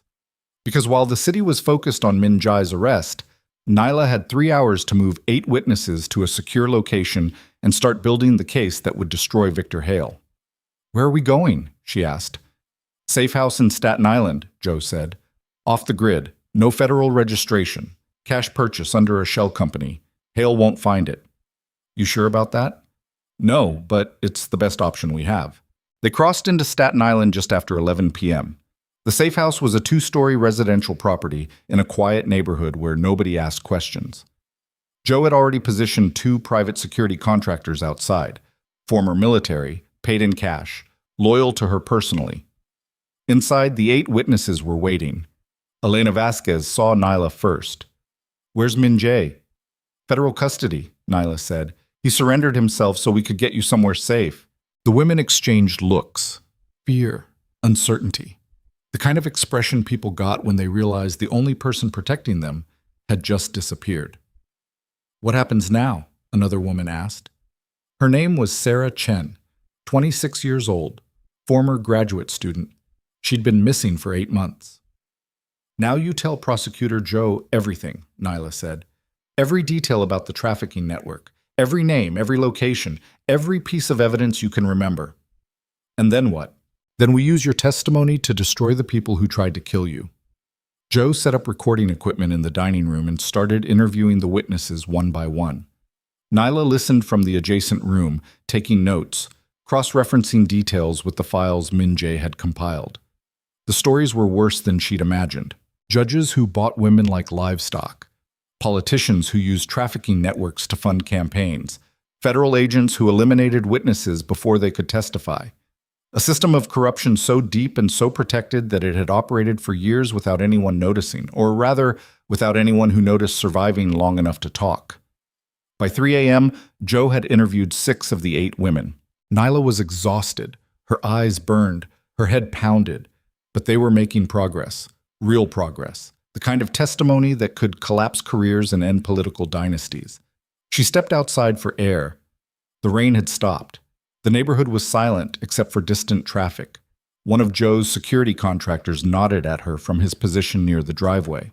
Nyla lit a cigarette she'd bummed from the contractor earlier and tried not to think about Min Jae sitting in a federal holding cell somewhere. Her phone buzzed. Unknown number. She almost didn't answer, but something made her check. Yeah? Agent Mercer. The voice was familiar, male, controlled. We need to talk. Nyla's blood turned to ice. How did you get this number? I've had this number for 3 months, Victor Hale said. I've been tracking your phone since the day you went undercover. Did you really think I wouldn't monitor my own operation? She wanted to throw the phone into the street, but she needed to know what he knew. What do you want? She asked. To offer you a deal. I'm not interested. You will be, because right now you're sitting outside a house in Staten Island with 8 witnesses and a prosecutor who thinks she's building a case against me. Hale paused. And in approximately 6 minutes, a tactical team is going to breach that location and eliminate everyone inside. Nyla's stomach dropped. You're bluffing. Am I? Check the street, 2 blocks north, black SUV, contractor team, fully armed. She looked. There was a vehicle parked exactly where Hale described. How did you find us? Nyla whispered. I told you, I've been tracking your phone. Every call, every text, every location ping. Hale's voice was almost gentle. Did you really think you could hide from me, Nyla? I trained you. I know how you think. I know what mistakes you make when you're desperate. She'd been so careful. Changed phones twice, used encrypted apps, followed every counter-surveillance protocol she knew. But Hale knew those protocols too, because he'd taught them to her. What's the deal? Nyla asked. Simple. You walk away, right now. Leave the witnesses. Leave Joe. Disappear. And I let you live. And if I refuse? Then the contractors breach in 5 minutes and everyone dies, including you. Nyla's mind raced. She could warn Joe, could call the police, could try to evacuate the witnesses through the back. But Hale would be expecting all of those moves. Why offer me a deal at all? She asked. Why not just kill me with everyone else? Because you're still useful, Hale said. You're smart, capable, ruthless when you need to be. The kind of person who could work for me instead of against me. You want to recruit me. I want to stop wasting resources hunting you. Join me and you get protection, money, access to power most people can't imagine. And the witnesses? Collateral damage. Necessary casualties in a war you can't win. Nyla thought about Elena Vasquez, about Sarah Chen, about 6 other women who'd survived hell and were finally ready to testify. No, she said. No. I'm not walking away, and I'm not letting you kill them. Hale sighed. Then you're going to die in that house, Nyla, and it's going to be your fault. The line went dead. Nyla sprinted back inside. Zhu was in the dining room, still interviewing. The witnesses were scattered throughout the house, some sleeping, some drinking coffee, some staring at walls with the hollowed-out expression trauma victims got when they'd used up all their fear. We need to move, Nyla said. Right now. Joe looked up. What's wrong? Hale found us. Contractors are 2 blocks away. They're coming. The prosecutor's expression hardened. How long do we have? Minutes, maybe less. Joe stood and started barking orders at her security contractors. Get everyone to the vehicles. Back exit. Move fast. The witnesses scrambled. Elena grabbed her jacket. Sarah helped another woman who was moving too slowly. Everyone was asking questions, panicking, trying to process what was happening. Nyla pulled her Glock and moved to the front window. The black SUV was still parked 2 blocks north, but now its doors were opening. 4 men emerged. Tactical gear, suppressed weapons, moving with military precision toward the safe house. They're coming, Nyla said. Joe appeared beside her with her own weapon. Back door, now! They retreated through the house toward the rear exit. Joe's contractors were already loading the witnesses into 2 vehicles, a van and a sedan. The women were crying, shaking, barely holding together. Nyla helped Elena into the van. It's going to be okay. You said we'd be safe here, Elena whispered. I was wrong. I'm sorry. The first contractor reached the front door. Nyla heard the lock being picked, heard the door ease open, heard boots on hardwood floors. Go, Joe hissed. The vehicles pulled out of the driveway. Neela and Joe ran after them, weapons raised, covering their retreat. Behind them, the contractors breached the house. Gunfire erupted. Bullets punched through walls and windows, chasing Nyla and Joe as they sprinted down the residential street. The van accelerated hard. The sedan followed. One of Joe's contractors returned fire, buying them seconds. Then he went down, blood spraying across the pavement. Nyla grabbed Joe and pulled her around the corner just as a bullet tore through the space where her head had been. "We can't outrun them," Joe gasped. "We don't need to outrun them. We need to lose them." They cut through backyards and alleys, putting distance between themselves and the contractors. The vehicles were already gone, disappearing into Staten Island's maze of residential streets. Nyla's phone buzzed again. Same unknown number. She answered while running. "What?" "You're making this harder than it needs to be," Hale said calmly. "The witnesses are in 2 vehicles heading north. I have their license plates. I have their routes. They'll be intercepted in approximately 4 minutes. How does traffic cameras, facial recognition, real-time tracking." Hale sounded almost bored. "Did you really think you could move 8 people through my city without me knowing?" Neela stopped running. Joe looked at her. "What's wrong?" "He's tracking the vehicles." "How?" "Traffic cameras, city surveillance. He has access to everything." Nyla stared at the phone. "We can't run from him. He controls the entire infrastructure." Joe's expression was grim. "Then what do we do?" Nyla thought fast. "We split up, send the witnesses in different directions, make him choose which ones to chase. That just means some of them die instead of all of them."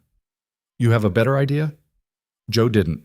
Nyla called the van driver and started giving instructions. Split the witnesses, change vehicles. Use routes that avoided major intersections and traffic cameras. Move unpredictably. It was a desperate plan. But desperation was all they had left.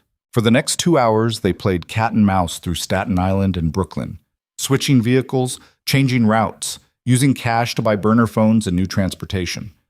The witnesses were scattered across 4 different cars now, moving independently, trying to stay ahead of Hale's surveillance network. At 6 a.m., Nyla received a text.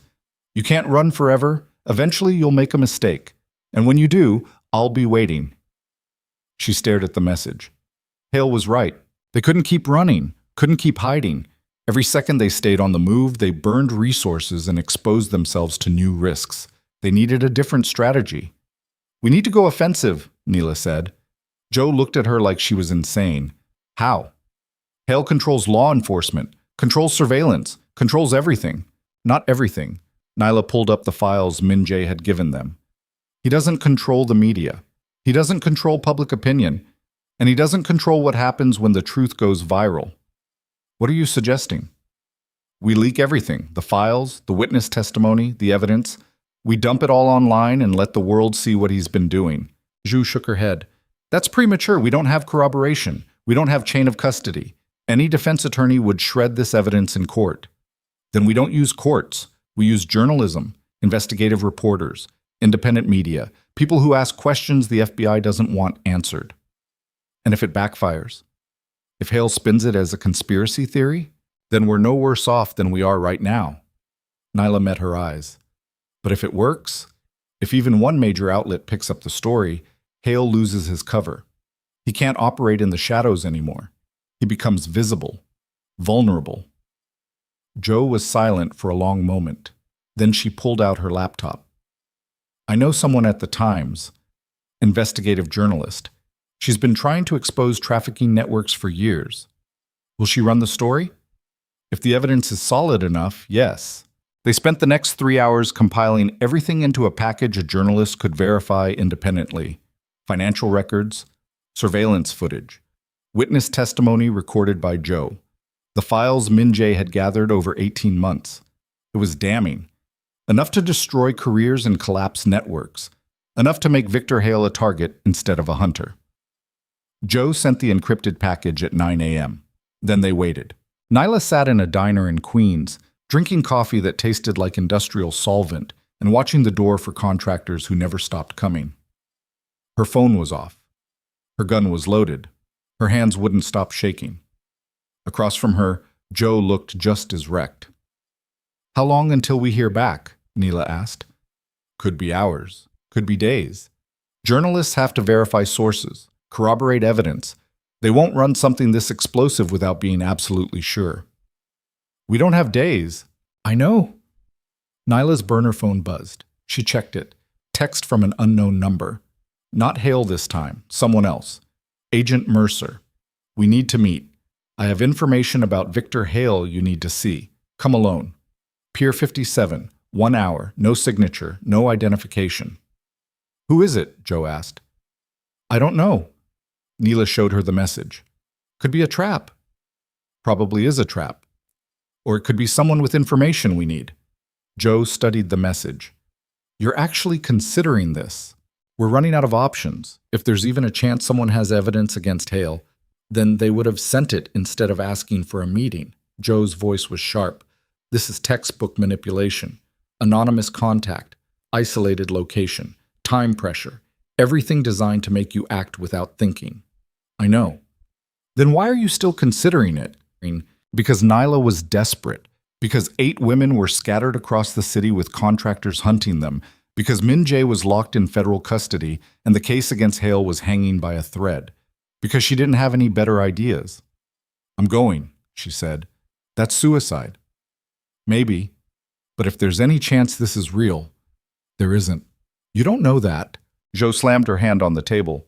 Yes, I do. Because I've been prosecuting criminals for 20 years and I know what bait looks like. This is Hale trying to isolate you, trying to get you alone so he can finish what he started. Then what do you suggest? We wait for the journalists to verify the story. We keep the witnesses hidden. We don't take unnecessary risks. And how long do we wait? How many more people die while we're being careful? Joe's expression softened slightly. I understand you're angry. I understand you want action. But getting yourself killed doesn't help anyone. Nyla stood. I'm going to Pier 57. You can come with me or you can stay here. But I'm going. Nyla, someone has to make a move, Catherine. We can't just hide forever. She walked out of the diner before Joe could respond. Pier 57 was a renovated waterfront complex in Hell's Kitchen. Shops, restaurants, public space. During the day, it was crowded with tourists and locals. At 10 a.m. on a Wednesday, it was nearly empty. Nyla arrived 15 minutes early. She circled the perimeter twice, looking for contractors, surveillance vehicles, anything that suggested an ambush. Everything looked normal, too normal. At exactly 10 a.m., someone approached. Not a contractor, a woman. Mid-30s, professional clothes, nervous expression. She carried a manila envelope and kept glancing over her shoulder like she expected someone to shoot her. Agent Mercer?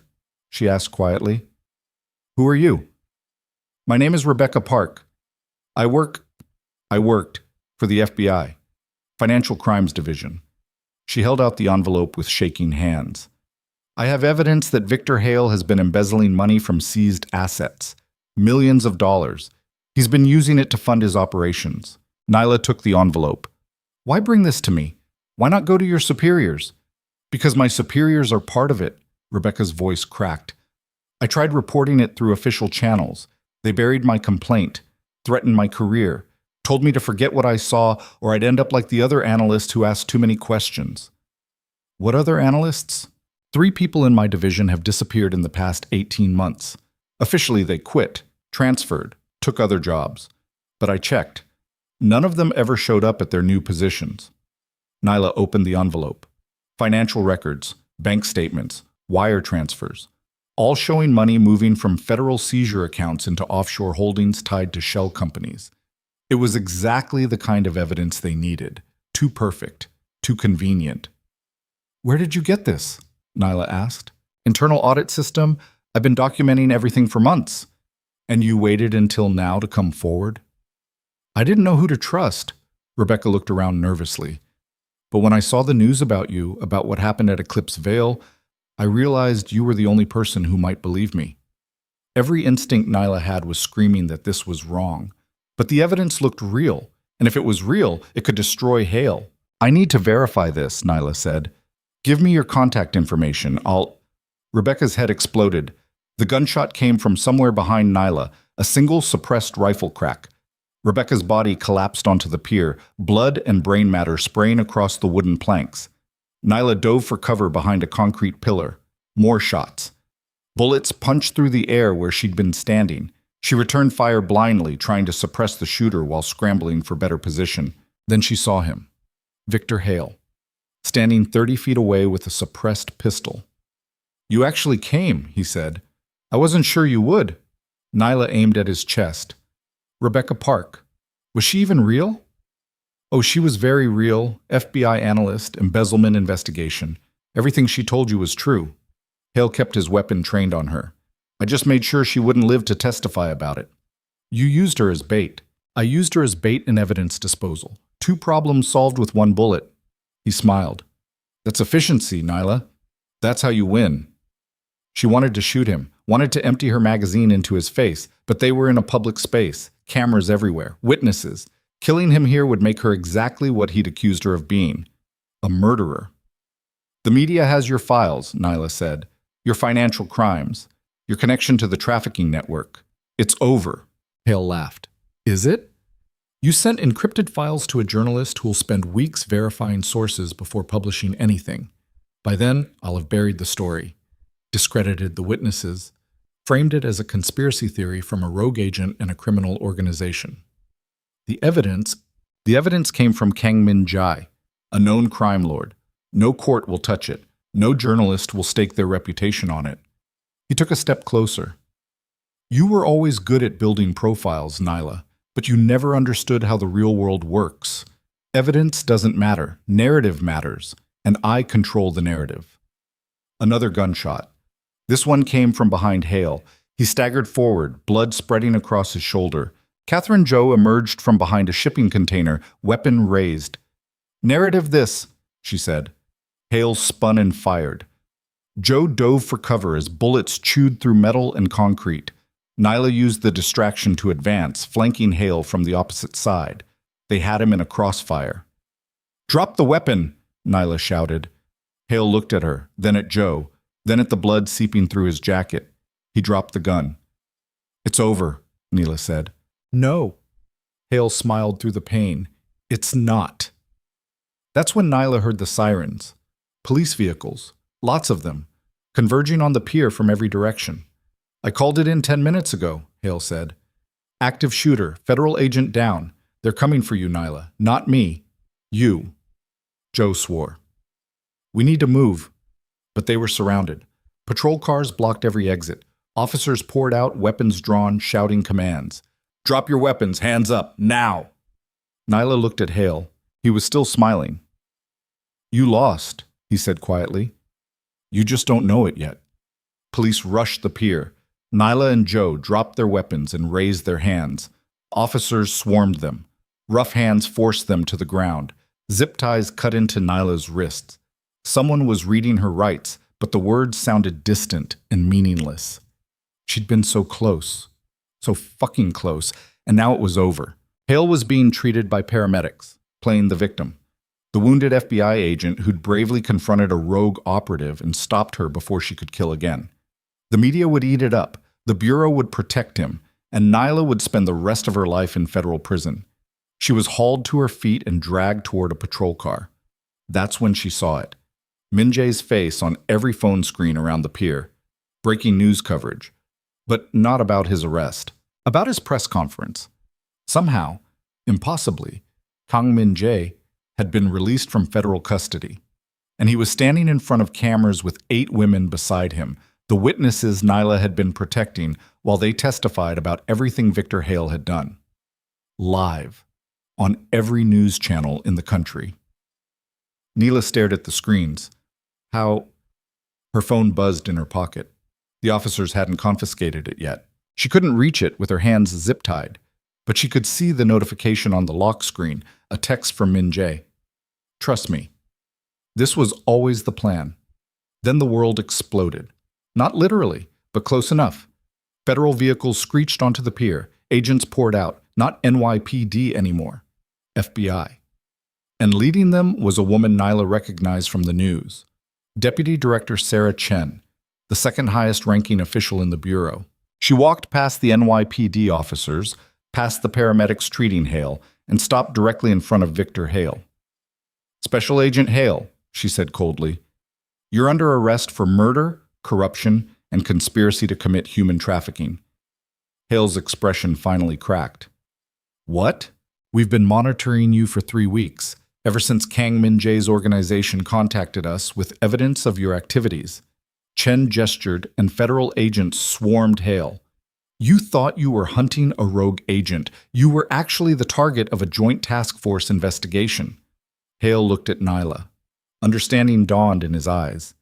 You knew, he whispered. No, Nyla said. But Min-jae did. Chen turned to the NYPD officers. Release them. They're federal witnesses, not suspects. The zip ties came off. Nyla stood there, rubbing her wrists, trying to process what had just happened. Min-jae had played everyone. Not just Hale. Her too. The entire surrender, the entire plan. It had all been theater designed to make Hale expose himself while federal investigators gathered evidence. And it had worked. Victor Hale was dragged toward a federal transport, screaming about corruption and conspiracies. Nobody listened. The evidence was overwhelming. The witnesses were already testifying. The media was broadcasting every detail. He was finished. Chen walked over to Nyla. Agent Mercer, I'm sorry about what you've been through. We couldn't bring you into the investigation without exposing our operation, but you did exceptional work. I'm not an agent anymore, Nyla said quietly. Actually, you are. Your termination was never processed. It was part of the cover. Chen handed her a badge. Welcome back. Nyla stared at the badge, everything she'd lost, handed back like it had never been gone. But it had been gone, and she'd changed in the absence. I need to see Min-jae, she said. Chen nodded. He's at the federal building. Follow me. They drove through Manhattan in silence. The city looked different now, less threatening, like the monster that had been hunting her had finally been caged. At the federal building, Nyla was escorted to a conference room. Min-jae sat inside, drinking coffee and looking completely unbothered by the chaos he'd orchestrated. You lied to me, Nyla said. I protected you, Min-jae corrected. If you'd known about the federal investigation, Hale would have seen it in your behavior. You needed to believe you were alone, desperate, willing to take extreme risks. You used me. I used everyone, including myself. He stood. But we won. Hale is finished. The trafficking network is exposed. 8 women get to live normal lives instead of hiding in basements. And what about Jin? What about Danny? They're still dead. Min-jae's expression hardened. Yes, they are. That's the cost of fighting people like Hale. Good people die. That's why the fight matters. Nyla wanted to argue, but she couldn't, because he was right. What happens now? She asked. Now you decide who you want to be. Min-jae walked to the window. The FBI wants you back. Deputy Director Chen personally requested you join her anti-corruption task force. You'd have resources, authority, the ability to hunt people like Hale, officially. And the other option? Work with me. Off the books. No badge, no official sanction, just results. Nyla looked at the badge Chen had given her, then at Min-jae. 2 paths, 2 completely different futures. I need time to think, she said. Take all the time you need. Min-jae finished his coffee. But choose carefully, Agent Mercer, because once you make this decision, there's no going back. He walked out. Nyla stood alone in the conference room, holding a badge that represented everything she'd fought to become and everything she'd learned to question. Outside, the city continued its indifferent rhythm. And somewhere in the machinery of justice, Victor Hale was finally being held accountable for the monsters he'd created. But Nyla knew the truth. There were more monsters out there, more Hales, more networks of corruption and violence, and someone had to hunt them. The question was how, and who she'd have to become to do it. She looked at the badge one more time, then she made her choice. Nyla set the badge on the conference table and walked out. She found Min-jae in the parking garage, leaning against a black sedan and checking his phone like he'd been expecting her. That was fast, he said. I'm not going back to the FBI. Good. He pocketed his phone. Because I need your help with something they can't touch. What? Victor Hale wasn't working alone. The trafficking network he protected, it's still operational. Different handlers, different routes, but the same infrastructure. Min-jae opened the car door. Someone needs to dismantle it. The Bureau won't move fast enough. Too much politics. Too many compromised officials. Nyla climbed into the passenger seat. And you think we can? I think we're the only ones willing to try. They drove through Manhattan in silence. The city looked the same as it always had. Millions of people moving through their lives with no idea what kind of wars were being fought in the spaces between legality and chaos. Where are we going? Nyla asked. To meet someone who knows where the network's real power sits. Minjae turned onto the FDR drive. Her name is Lucia Reyes, former enforcer for the Sinaloa cartel. She's been trying to get out for years, but they won't let her walk away. Why would she help us? Because I'm offering her something the cartel won't. Freedom. They crossed into the Bronx and parked outside what looked like a condemned apartment building. Minjae led her up 4 flights of stairs to a door with 3 deadbolts. He knocked twice. The door cracked open. A woman's face appeared, early 40s, scarred, with eyes that had seen too much violence to ever fully relax. You're late, Lucia said. Traffic, Minjae replied. She let them inside. The apartment was sparse. Mattress on the floor, single chair. Windows covered with blackout curtains. Everything designed for someone who needed to disappear fast. Lucia looked at Nyla. FBI? Former, Nyla said. Good. I don't talk to feds. She sat on the chair and lit a cigarette. Minjae says you want to burn down the trafficking network. Yes. Why? Because it needs to burn. Because... Lucia smiled without humor. That's not a reason. That's ideology. Ideology gets you killed. I need to know what you're actually willing to do. Nyla thought about Danny. About Jin. About 8 women who'd spent months hiding in basements because the system designed to protect them had failed. Whatever it takes, she said. Lucia studied her face. Then she pulled out a map and spread it across the floor. The network operates through 3 hubs, she explained. New York, Miami, Los Angeles. Each hub has a primary operator who coordinates logistics, payments, and enforcement. Kill the operators, and the network collapses. Who are they? Minjae asked. New York is run by someone called the Broker, real name unknown, handles all East Coast operations. Miami is controlled by a former DEA agent named Marcus Vega. LA belongs to a tech executive named David Chen who uses shipping containers and cryptocurrency. Nyla pulled out her phone and started taking notes. How do we find them? That's the problem. They're ghosts. No public profiles, no digital footprints. The only people who know their real identities are other operators. Lucia tapped the map.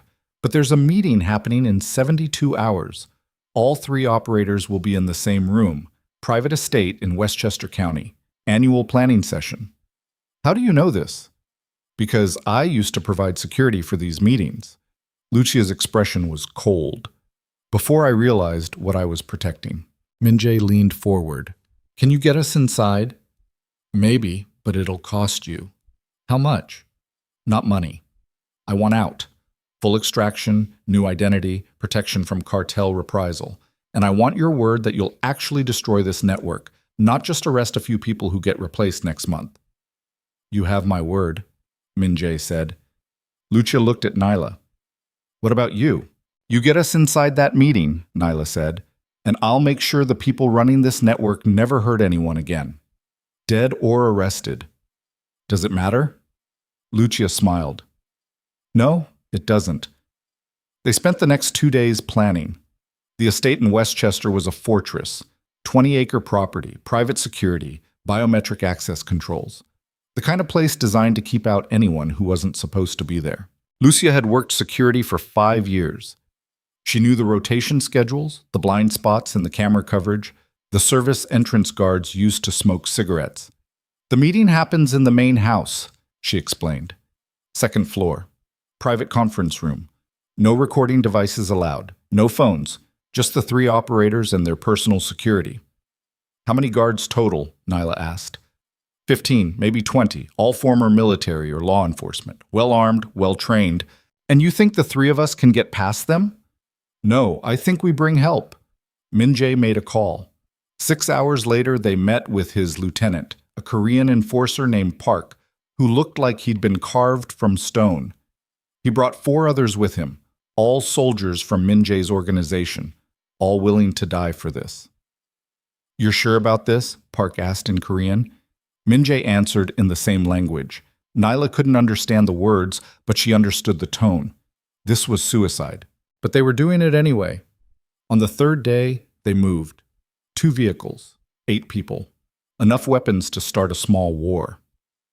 They drove north through Westchester in silence, watching the suburbs give way to estates and gated properties where Manhattan's elite hid from the city they'd built their fortunes on. The estate appeared ahead.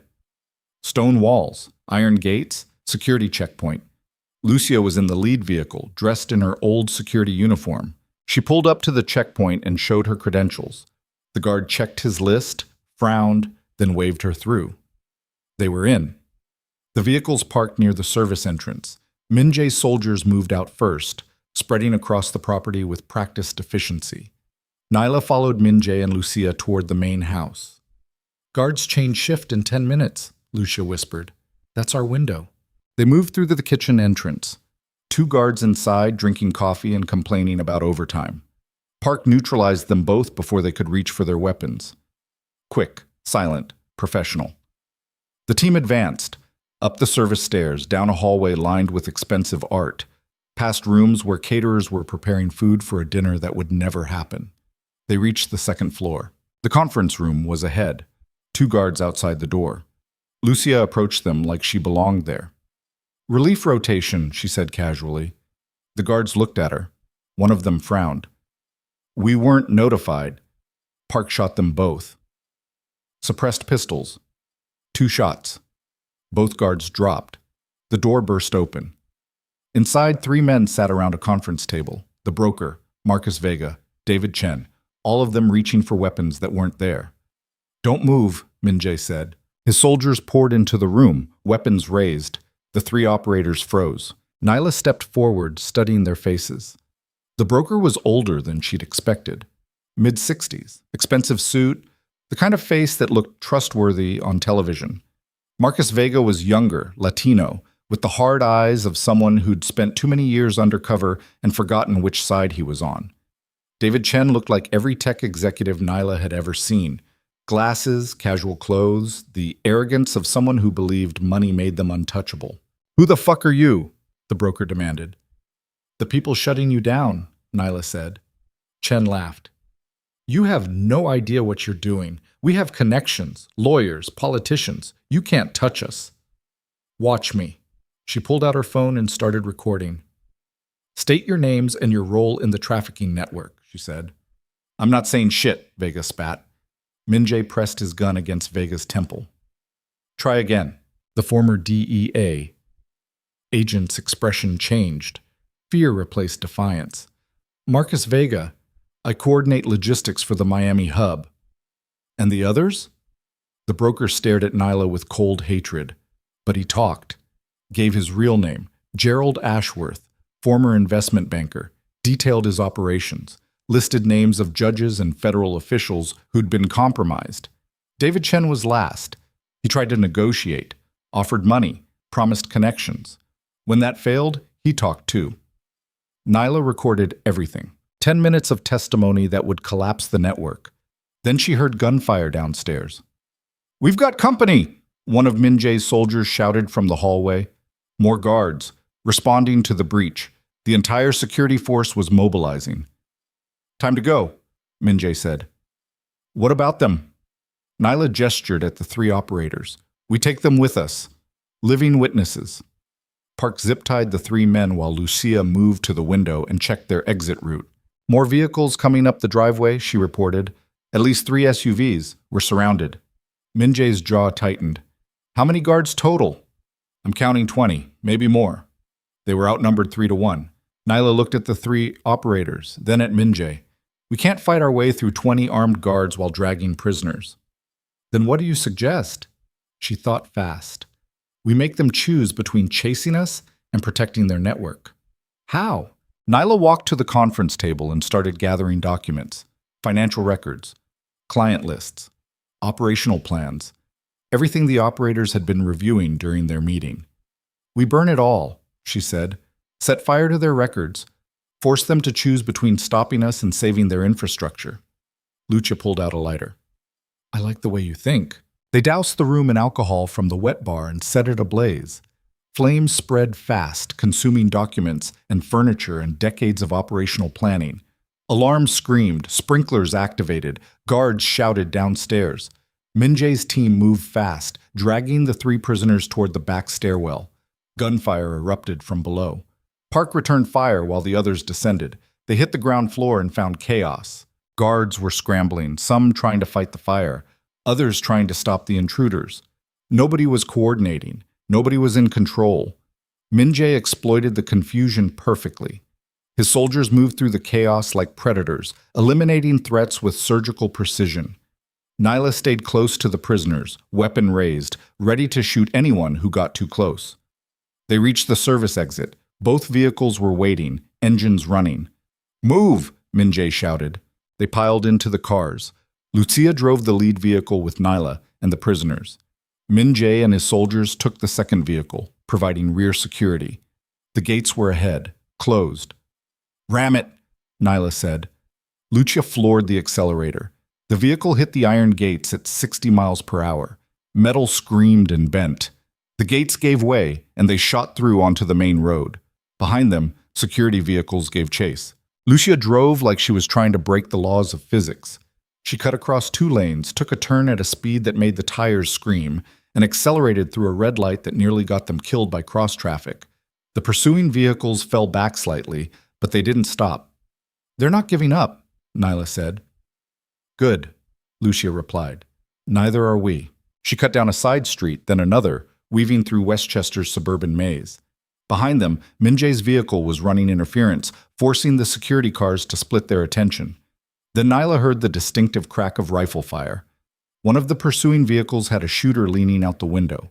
Bullets punched through the rear windshield. Gerald Ashworth screamed. Nyla ducked low, pulling the 3 prisoners down with her. Glass exploded across the interior. The vehicle swerved as Lucia fought to maintain control. We need to lose them, Nyla shouted. I'm trying. More gunfire, this time from Min-jae's vehicle. Park was returning fire with a submachine gun, suppressing the pursuers. Lucia cut onto the highway. Traffic was heavy. She wove between cars like they were standing still, using every gap, every opportunity. The pursuing vehicles tried to follow, but got blocked by civilian traffic. Slowly, they pulled ahead. 5 miles later, they'd lost the pursuit. Lucia exited the highway and drove to a prearranged safe house in Yonkers, an abandoned warehouse Min-jae's organization used for operations requiring discretion. They dragged the 3 prisoners inside. Gerald Ashworth was bleeding from a cut on his forehead. Marcus Vega looked like he might vomit. David Chen was praying quietly. Min-jae checked his phone. Catherine Zhou just texted, "The video you recorded is enough for arrest warrants. Federal prosecutors are moving tonight." Good, Nyla said. She looked at the 3 men who'd built an empire on human suffering. You're finished, she told them. The network is burned, your files are destroyed, your connections won't save you. And every person you hurt, every woman you trafficked, every witness you tried to kill, they're all going to watch you go to prison. Ashworth glared at her. You think you've won. You think this changes anything. There are a dozen networks like ours, hundreds of people making billions of dollars. You killed one organization. So what? Another one will take its place. Maybe, Nyla said. But you won't be running it, and that's enough for today. Federal vehicles arrived 20 minutes later. Deputy Director Chen personally oversaw the arrests. The 3 operators were hauled away in separate transports, while Catherine Zhou documented everything for prosecution. Chen pulled Nyla aside. We're going to need your testimony, she said. Everything that happened tonight. Everything you witnessed. You'll get it. And I need to know, are you coming back to the Bureau? Nyla looked at Min-jae. He was talking to Park in Korean, gesturing at something on his phone. His soldiers were cleaning weapons and checking wounds. They looked like a military unit after a successful operation. They looked like family. No, Nyla said. I'm not coming back. Chen nodded slowly. I understand, but the offer stands, if you ever change your mind. I won't. The deputy director left. Nyla walked over to where Min-jae stood. It's done, she said. Phase 1 is done, he corrected. There are still people out there, still networks, still corruption.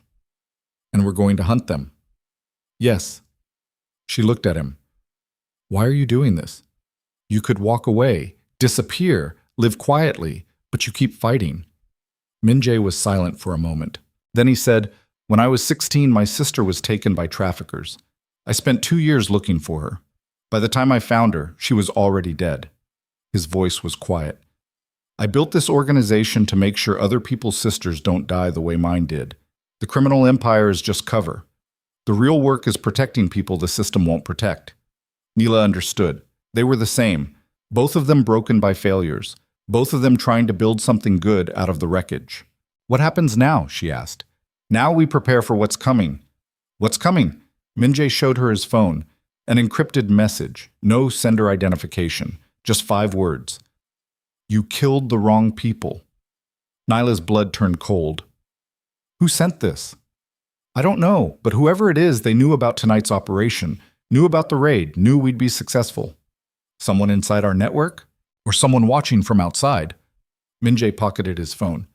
Either way, we have a new problem. Park approached them, speaking rapid Korean. Min-jae's expression darkened as he listened. What? Nyla demanded. The 8 witnesses we've been protecting, the safe house in Staten Island. Min-jae looked at her. It just exploded. The words hit like a fist. What? Gas leak. That's what the fire department is reporting.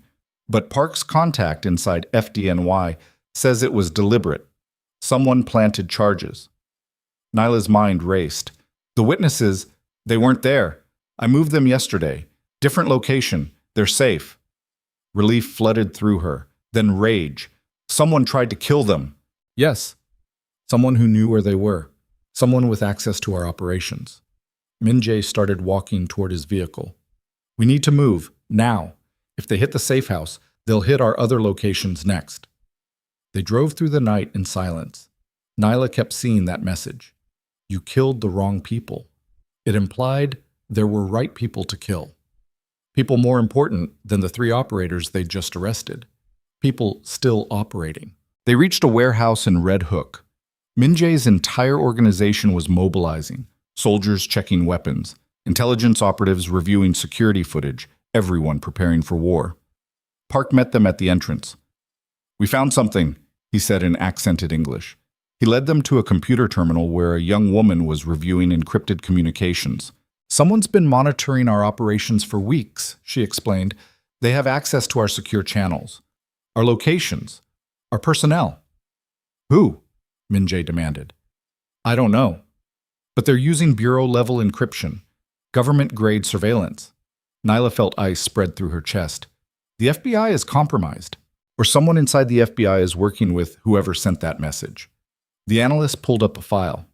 I traced the encryption signature. It matches protocols used by federal counterintelligence operations. Min-jae's jaw tightened.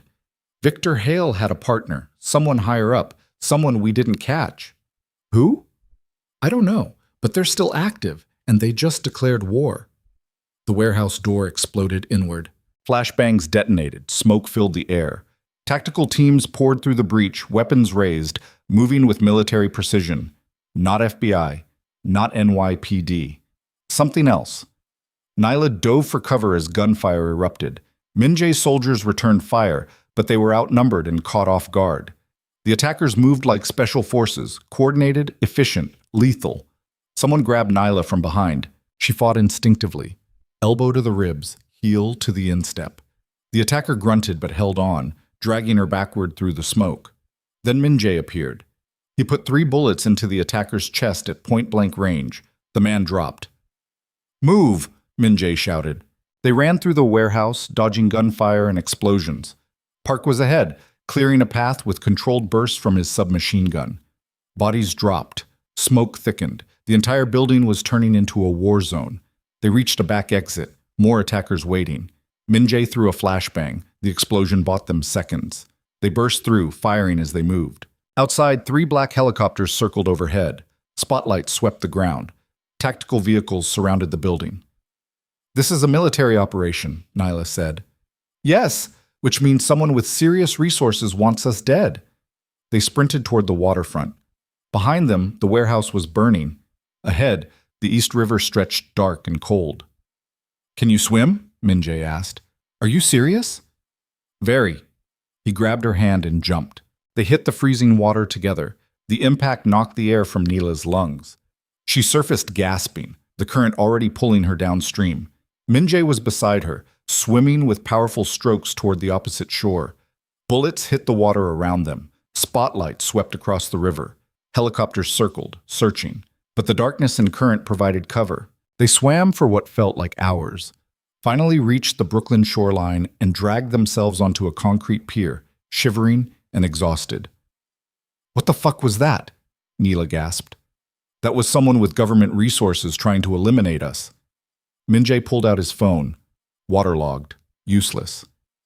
"We need to find out who." "How?" "We go to the source."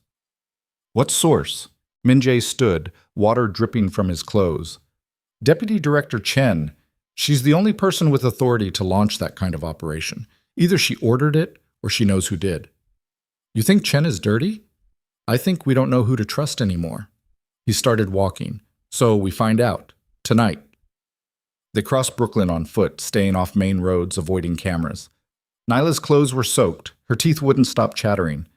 But adrenaline kept her moving. 2 hours later, they reached Chen's residence in Park Slope, a brownstone with security cameras and a private entrance. "This is insane," Nyla said. "She's the deputy director of the FBI. Which means if she's compromised, the entire bureau is compromised. And if she's not, then she helps us figure out who just tried to kill us." Min-jae picked the lock in 15 seconds. They entered the brownstone quietly. No alarms, no guards, just an empty house where a federal official lived alone. They found Chen in her study, working late on her laptop. She looked up as they entered. Her hand moved toward a drawer. "Don't," Min-jae said, raising his weapon. Chen froze. "What the hell are you doing in my house?" "Someone just attacked my warehouse with military-grade tactical teams," Min-jae said. "Government resources, federal encryption. I need to know if you ordered it." "I didn't order anything." "Then who did?" Chen's expression was unreadable. "Put the gun down and I'll tell you." "Tell me first," she sighed. "There's a task force. Above my clearance level, counterintelligence. They've been tracking your organization for months. Tonight they got approval to move." "Approval from who?" "Someone in the intelligence community. I don't have a name, just authorization codes." Chen pulled a file from her desk. "They think you're working with foreign intelligence, compromising federal operations. They want you eliminated." Nyla felt the pieces falling into place. "Victor Hale's partner. Someone high up. They're using counterintelligence as cover to finish what Hale started." "That's my theory too," Chen said, "but I can't prove it without more evidence." Min-jae lowered his weapon slightly. "What kind of evidence?" "Access to the task force's operational files. Proof that they're not hunting foreign threats, that they're protecting the trafficking network." "And how do we get that?" Chen smiled grimly. "We break into the most secure building in Manhattan, the FBI's counterintelligence division." Nyla stared at her. "You're serious?" "Completely. Because if we don't expose this conspiracy in the next 24 hours, you'll both be dead. And so will everyone who's been helping you." Min-jae and Nyla exchanged looks. "When do we move?" Min-jae asked. "Tomorrow night, during the shift change. I'll get you inside. You get the files. We expose the conspiracy before they kill us all. And if we get caught, then we die trying." Chen closed her laptop. "But that's better than dying without fighting back." Nyla knew she was right. They'd come too far to stop now. "We're in," she said. Chen nodded. "Then get some rest. Tomorrow's going to be the most dangerous night of your lives." They left the brownstone and disappeared into the Brooklyn night. Neela's mind was racing. 24 hours to break into the FBI's most secure division, steal classified files, expose a conspiracy that reached into the highest levels of government. It was suicide. But it was also the only play they had left. She looked at Min-jae. "You know we're probably going to die tomorrow." "Probably," he agreed. "And you're still doing this?" "Yes." "Why?" Min-jae stopped walking, turned to face her. "Because some things are worth dying for, and making sure innocent people don't get murdered by their own government is one of them." Nyla realized she felt the same way. Somewhere along this nightmare, she'd stopped being an FBI agent following orders. She'd become something else, something dangerous, something the system couldn't control. And tomorrow night, she was going to war against that system. "Let's burn it all down," she said. Min-jae smiled. Together. They shook hands in the darkness, two monsters preparing to hunt the biggest monster of all. And somewhere in the machinery of power, someone was watching, waiting, planning their deaths. But they'd made one critical mistake. They'd given Nyla Mercer and Kang Min-jae nothing left to lose. And people with nothing left to lose were the most dangerous weapons in the world. The countdown had begun. 24 hours until they either exposed the conspiracy or died trying. The city slept. But they didn't. They had work to do. And tomorrow, the world was going to burn. The FBI's Counterintelligence Division occupied floors 18 through 22 of the federal building in Lower Manhattan. Biometric security, armed guards, surveillance systems designed to catch foreign spies and domestic threats. Tonight, it was going to catch something else. Nyla and Min-jae sat in Deputy Director Chen's car 3 blocks away, watching the building through the rain-streaked windshield. It was 11 p.m. Shift change happened at midnight. They had exactly 1 hour to prepare for the most dangerous operation of their lives. "The security protocols are updated every 6 hours, Chen said from the driver's seat. "Current authentication requires fingerprint, retinal scan, and voice recognition. I can get you past the first checkpoint using my credentials. After that, you're on your own." "What floor are the files on?" Nyla asked. 20, server room. Everything's air-gapped from the main network, no remote access. You have to be physically present to extract data. Min-jae studied the building's layout on a tablet. Guards? 4 per floor during night shift, plus roaming patrols, plus rapid response teams on standby. Chen looked at them. "This is your last chance to walk away. Once you cross that threshold, there's no coming back." Nyla thought about Danny bleeding out on the nightclub floor, about Jin dying in her arms, about 8 women who'd survived hell only to have their safe house bombed. "I'm not walking away," she said. Min-jae put the tablet down. "Neither am I." Chen nodded slowly. "Then let's go." They drove to the federal building's underground garage. Chen's credentials got them past the vehicle checkpoint without questions. She parked in a reserved spot near the service elevators. "Remember," Chen said as they got out, "you have 40 minutes. After that, the overnight supervisor runs a full system check. If anything's out of place, the entire building locks down." "Understood," Min-jae said. They walked to the elevators. Chen swiped her badge. The doors opened. They rode up in silence. At the 18th floor, the elevator stopped. A guard was waiting, young, alert, hand resting casually near his sidearm. "Evening, Director," he said. "Evening. I'm escorting 2 consultants to review classified materials on 20. Authorization code 77 Delta 9. The guard checked his tablet, frowned. "I don't have that code logged." "It came through an hour ago. Check again." He did. Still nothing. His hand moved closer to his weapon. Chen moved faster. She grabbed his wrist, twisted hard, and slammed him against the elevator wall. The guard tried to fight back, but Min-jae was already there, applying pressure to his carotid artery. 10 seconds later, the guard went limp. They zip-tied him and left him in the elevator. "So much for subtle," Nyla said. "We're past subtle," Chen replied. "From here, it's speed and violence." They moved down the corridor. The 18th floor was mostly administrative offices, dark, empty, silent. They reached the stairwell and climbed. At the 20th floor, they stopped. Chen checked her watch. "Shift change in 28 minutes. The server room is at the end of the main hallway. 2 guards outside. You'll need to neutralize them without raising alarms." "How?" Nyla asked. Min-jae pulled a suppressed pistol from his jacket. "Quietly." They pushed through the stairwell door. The hallway stretched ahead, fluorescent lights humming, security cameras tracking every angle. 2 guards stood outside the server room exactly as Chen had described. Min-jae and Nyla approached with confident strides, like they belonged there. "Help you?" one of the guards asked. Min-jae shot him. The suppressed gunshot was barely louder than a cough. The guard collapsed. His partner reached for his weapon, but Nyla was already moving. She closed the distance in 3 steps and drove her knife into his throat before he could draw. Blood sprayed across the wall. The guard made a wet choking sound and fell. Nyla pulled her knife free, breathing hard. Her hands were shaking. She'd killed before. Contractors who were trying to murder her. People who'd made the choice to enter this world. But this guard had just been doing his job. He would have shot you, Min-jae said quietly. Don't second-guess survival. She nodded, tried to believe him. Chen was already in the server room door using her credentials to bypass the lock. The door hissed open, revealing rows of black servers and cooling equipment. Find Terminal 7, Chen said. That's where the task force stores operational files. They moved through the server room. Everything was labeled, organized, sterile. Terminal 7 was in the back, behind 3 layers of additional security. Chen plugged in a bypass device. This'll take 5 minutes. Keep watch. Nyla and Min-jae positioned themselves at the entrance, weapons raised. Seconds crawled past. Somewhere in the building, an alarm started to wail. Shit, Chen hissed.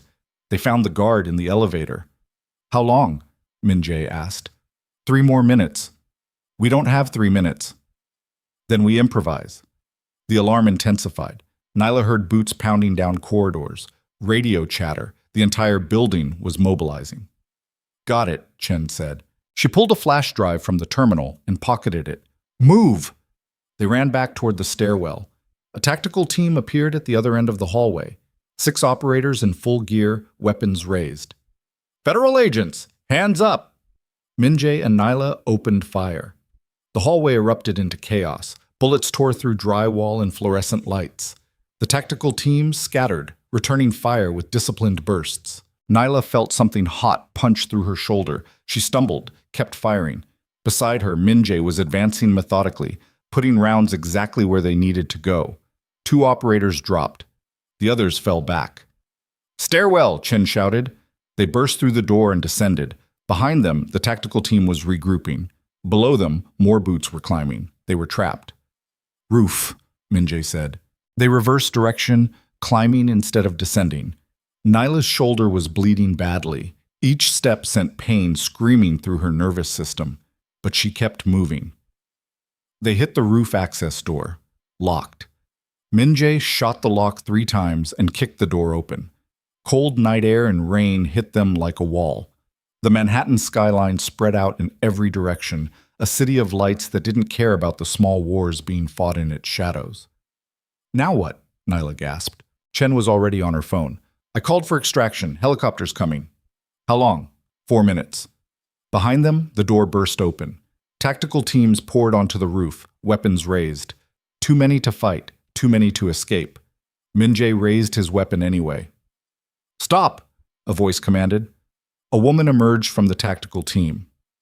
Mid-50s, severe expression, carrying herself with the authority of someone who gave orders and expected them to be followed.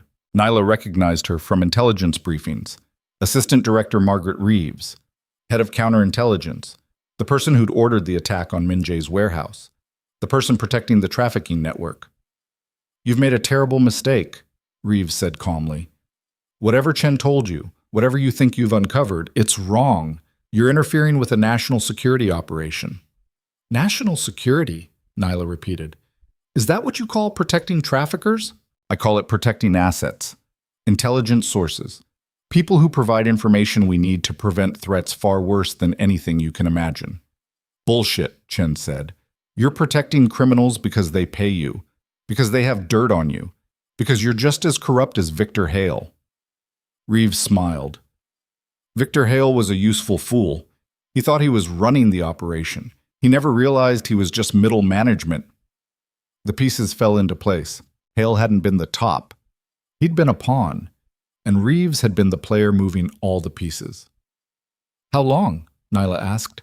How long have you been doing this? 15 years, building networks, cultivating sources, making sure the right people stayed in power and the wrong people disappeared. Reeves gestured at the tactical team. And I'm not going to let 3 idealistic children destroy everything I've built. You murdered innocent women, Nyla said. I eliminated security risks. There's a difference. Not to me. Reeves shrugged. Then you're going to die maintaining your principles. How noble. She raised her hand to signal the tactical team. That's when the helicopter arrived. It came in fast and low, spotlights blazing, rotors screaming over the rooftop. Not federal, not law enforcement, Min Jae's people. The helicopter's side door opened. Park was inside with a mounted machine gun. He opened fire. The tactical team scattered as bullets tore across the rooftop. Reeves dove for cover behind an air conditioning unit. Her operators returned fire, but they were exposed and outgunned. Go! Min Jae shouted. They ran for the helicopter. Chen went first, diving through the open door. Neela followed, her injured shoulder screaming. Min Jae came last, firing behind him as he ran. The helicopter lifted off. Below them, the tactical team kept firing. Bullets punched through the fuselage. One of Min Jae's soldiers jerked and fell, but they were already gone, rising above Manhattan's skyline, disappearing into the rain and darkness. Inside the helicopter, Nyla collapsed against the wall, breathing hard. Blood soaked her sleeve. Her vision was blurring. Stay with me, Min Jae said. He was applying pressure to her wound. We're almost clear. Did we get the files? Chen held up the flash drive. Everything. Operational records, financial transactions, communications. Enough to destroy Reeves and everyone working with her. Good, Nyla whispered. Then she passed out. She woke up 12 hours later in a safe house she didn't recognize. Her shoulder was bandaged. An IV drip ran into her arm. Min Jae sat in a chair beside the bed, looking like he hadn't slept. Where are we? Nyla asked. New Jersey, one of my properties. You've been out since the extraction. She tried to sit up. Pain exploded through her shoulder. The files. Catherine Zhou has them. She's already distributed copies to journalists, prosecutors, and congressional oversight committees. Min Jae helped her lean back. It's over. Reeves is finished. So is everyone working with her. Nyla let that sink in. The trafficking network? Being dismantled as we speak. Federal raids across 3 states. Dozens of arrests. The 8 witnesses are testifying publicly. He paused. They're safe. Finally. She closed her eyes, felt something loosen in her chest, something she'd been carrying since the night Danny died. What about us? She asked. Catherine Zhou negotiated immunity. For both of us. In exchange for testimony about Reeves's conspiracy. Min Jae's expression was unreadable. We're not fugitives anymore. We're witnesses. And after we testify? After, we're free. No charges. No warrants. Clean slate. Nyla thought about that. A clean slate. The chance to walk away from all of this and build a normal life. Except she didn't want a normal life anymore. What are you going to do? She asked. Min Jae stood and walked to the window. My organization is fractured. Half my people are dead. The ones who survive don't trust anyone. It'll take years to rebuild. Are you going to rebuild? I don't know yet. He turned to look at her. What about you? Chen offered you a position, senior investigator, anti-corruption task force, real authority to hunt people like Reeves. And you think I should take it? I think you'd be good at it. You're relentless, principled. The kind of person who doesn't stop until justice gets done. Justice, Nyla repeated. Is that what we did? Broke into federal buildings, killed guards, started wars. We stopped monsters from hurting innocent people. That's justice. The rest is just semantics. She wanted to believe him, wanted to think the violence had been worth it, but the faces kept haunting her. Danny, Jin, the guard she'd stabbed in the throat, all the collateral damage left behind in the pursuit of something righteous. I don't know what I am anymore, she said quietly. Min Jae sat back down. You're someone who survived, someone who fought when fighting mattered. That's enough. Is it? It has to be. Because if we let the guilt consume us, then the monsters win anyway. They sat in silence for a long time. Outside, New Jersey sprawled in the afternoon light, suburban houses and strip malls and normal people living normal lives. People who'd never know about the war that had been fought to keep them safe. Neela's phone buzzed. A text from Catherine Zhou. Congressional hearing scheduled for next week. Your testimony is required. After that, you're free. Whatever you choose to do next is your decision. Thank you for everything. Neela showed the message to Min Jae. One more fight, she said. The last one. he agreed. The congressional hearing happened on a cold Tuesday morning in Washington. Nyla sat at a table facing 24 representatives and senators, cameras broadcasting everything to the nation. She wore a simple suit Chen had provided. Her shoulder was still bandaged beneath her jacket. For 6 hours, she testified. About Victor Hale, about Margaret Reeves, about the trafficking network and the corruption that had allowed it to operate for 15 years, about the women who'd been murdered to protect powerful people's secrets. She didn't sugarcoat anything, didn't protect anyone, just told the truth and let it burn. When she finished, the committee chair, a senator from California, leaned forward. Agent Mercer, you've described activities that violated numerous laws: breaking and entering, assault, unauthorized access to classified materials. Do you regret any of it? Nyla thought about that. Then she said, no, because if I hadn't broken those laws, innocent people would still be dying, and the people responsible would still be in power. So you believe the ends justify the means. I believe that sometimes the system fails. And when it fails, someone has to stand between innocent people and the monsters hunting them, even if it means becoming a monster yourself. The hearing room was silent. Then the senator nodded. Thank you for your testimony, Agent Mercer. You're dismissed. She walked out of the Capitol building into cold sunlight. Min-jae was waiting on the steps, hands in his pockets, looking like he'd rather be anywhere else. How'd it go? He asked. I told the truth. They didn't like it. They never do. They walked down the steps together. At the bottom, Catherine Zhou was waiting with 2 federal marshals. Your immunity agreement is finalized, she said. No charges will be filed. You're free to go. Nyla felt the weight lift. What about the witnesses? In protective custody. They'll testify at Reeves's trial next month. After that, they get new identities and federal protection for as long as they need it. And Reeves? She'll spend the rest of her life in prison, along with everyone who worked with her. Joe paused. You did good work, Nyla. Both of you. The world is safer because of what you did. Nyla didn't feel like a hero. She felt like someone who'd survived something terrible and didn't know how to process it yet. Joe handed her an envelope. Job offer, if you want it, anti-corruption task force, significant authority, good salary, the chance to keep hunting people like Reeves. Nyla took the envelope but didn't open it. I need time to think, she said. Take all the time you need. Joe shook her hand. But don't disappear forever. The world needs people like you. The deputy director walked away. Nyla and Min-jae stood on the Capitol steps, watching Washington move around them. Politicians and lobbyists and staffers all playing their roles in the machinery of power. What are you going to do? Min-jae asked. I don't know yet. You? Rebuild. Carefully. Make sure the next organization I build actually protects people instead of just pretending to. You think that's possible? I think it has to be. Otherwise, what was the point of any of this? Nyla looked at him. The Korean Mafia Boss who'd destroyed his empire to save innocent lives. Who'd surrendered himself to federal custody to give her a chance to survive. Who'd become the only person she trusted in a world full of liars. Thank you, she said. For what? For not letting me die. For believing I could be more than what the FBI made me. Min-jae smiled that tired smile.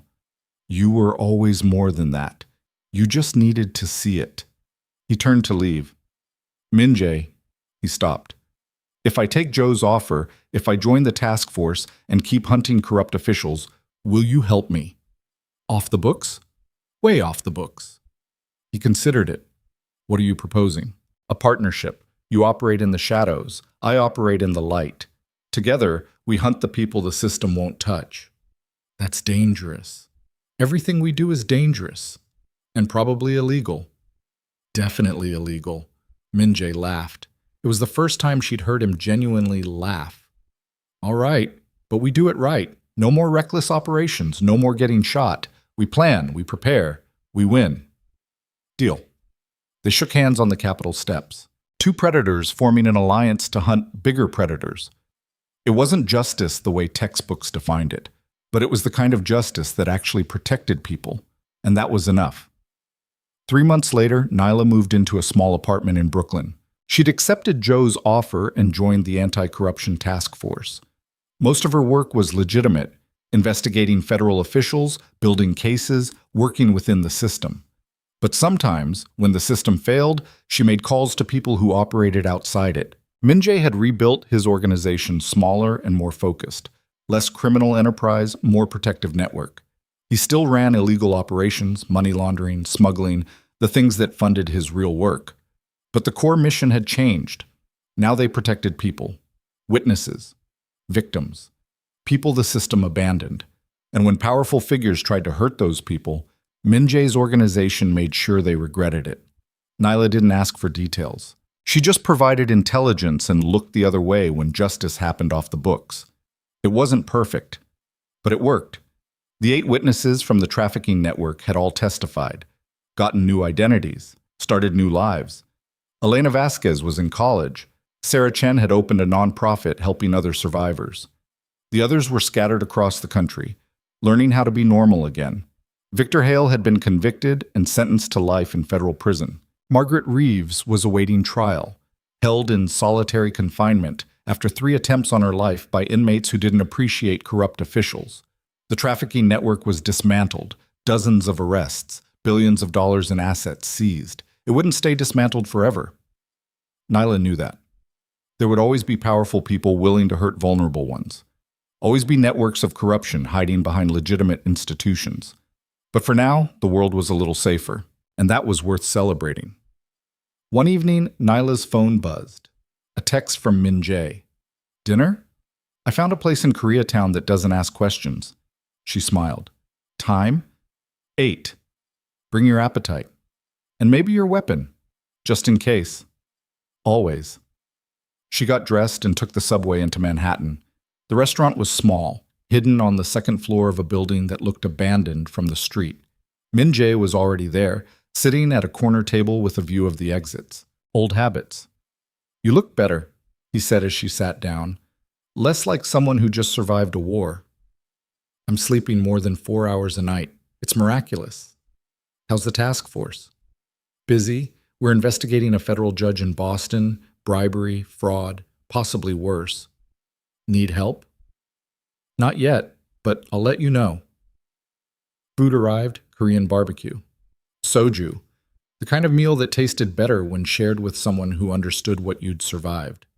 They ate in comfortable silence. After a while, Min-jae said, I got a call yesterday from one of the witnesses, Elena. How is she? Good. Scared. She's been getting messages. Someone knows her new identity. Someone's watching her. Nyla's expression hardened. Did you verify it? Yes. Someone inside federal witness protection is compromised, selling information. Do you know who? Not yet, but I will. Nyla thought about it. This is exactly the kind of case the task force can't touch. Too many political connections, too much bureaucratic interference. I know. So we do it your way. Min-jae smiled. Our way. Together. She raised her glass. To hunting monsters. He clinked his glass against hers. To protecting people. They drank. Outside, the city moved through its endless rhythm. Millions of people living their lives, unaware of the small wars being fought in the shadows to keep them safe. And somewhere in those shadows, Nyla Mercer and Kang Min-jae were preparing for the next hunt. Not law enforcement and criminal. Not hero and villain. Just 2 people who'd learned that sometimes the only way to fight monsters was to become something monstrous yourself. But to use that darkness to protect light. Later that night, Nyla stood on her apartment rooftop, looking out at the Brooklyn skyline. She thought about the woman she'd been 6 months ago. The FBI agent who believed in rules and procedures and the fundamental goodness of institutions. That woman was gone. In her place was someone harder, someone who'd killed, who'd broken laws, who'd allied with criminals and burned bridges and survived things that should have destroyed her. But she'd also saved lives, protected innocent people, stopped monsters the system wouldn't touch. And she'd do it again. Because the world wasn't divided into good and evil the way she'd once believed. It was divided into people who protected others and people who preyed on them. Everything else was just noise. Her phone buzzed. Another message from Min-jae found the leak in witness protection. Federal marshal named Thomas Crane works out of the Boston office, selling information to the same networks we dismantled. What do you want to do? Nyla typed her response. What we always do. Hunt him. Expose him. Make sure he never hurts anyone again. When do we start? Tomorrow. She put the phone away and stared at the city. Somewhere out there, Thomas Crane was selling vulnerable people's locations to the monsters hunting them, thinking he was safe, thinking his badge and his connections would protect him. He was wrong, because Nyla Mercer wasn't FBI anymore. She was something else, something the system couldn't control, and she was coming for him. The hunt never ended. The monsters kept appearing, but so did the hunters. And as long as innocent people needed protecting, Nyla and Min Jae would be there in the shadows. Not heroes, just people who'd learned that sometimes the darkest paths led to the most important destinations. She turned away from the skyline and went back inside. Tomorrow they'd start hunting again. Tonight, she'd rest. Because the war against corruption and violence and institutional failure was never truly won. It was only fought. One battle at a time, one monster at a time, one saved life at a time. And that was enough. It had to be. Because the alternative was letting the darkness win. And Nyla Mercer had spent too long in that darkness to let it consume the light. So she'd keep fighting, keep hunting, keep standing between innocent people and the monsters who wanted to destroy them. Not because she was noble, not because she was righteous, but because someone had to, and she'd learned that she was very, very good at it. The city slept, but the hunters didn't. They never did. Because somewhere in the shadows, there were always people who needed saving.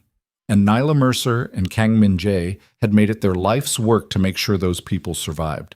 No matter the cost, no matter the sacrifice, no matter how dark the path became. They'd walk it together. Two monsters hunting bigger monsters. And in that mission, they'd found something neither of them expected. Purpose. Redemption. And the knowledge that sometimes the most broken people were the ones best equipped to protect others, because they understood what it meant to survive, and they'd be damned if they'd let anyone else suffer the way they had. The story didn't end with victory. It ended with continuation, with the understanding that justice was a war, not a battle. And Nyla Mercer and Kang Min Jae were soldiers in that war, fighting for people who couldn't fight for themselves. Until the day they couldn't fight anymore.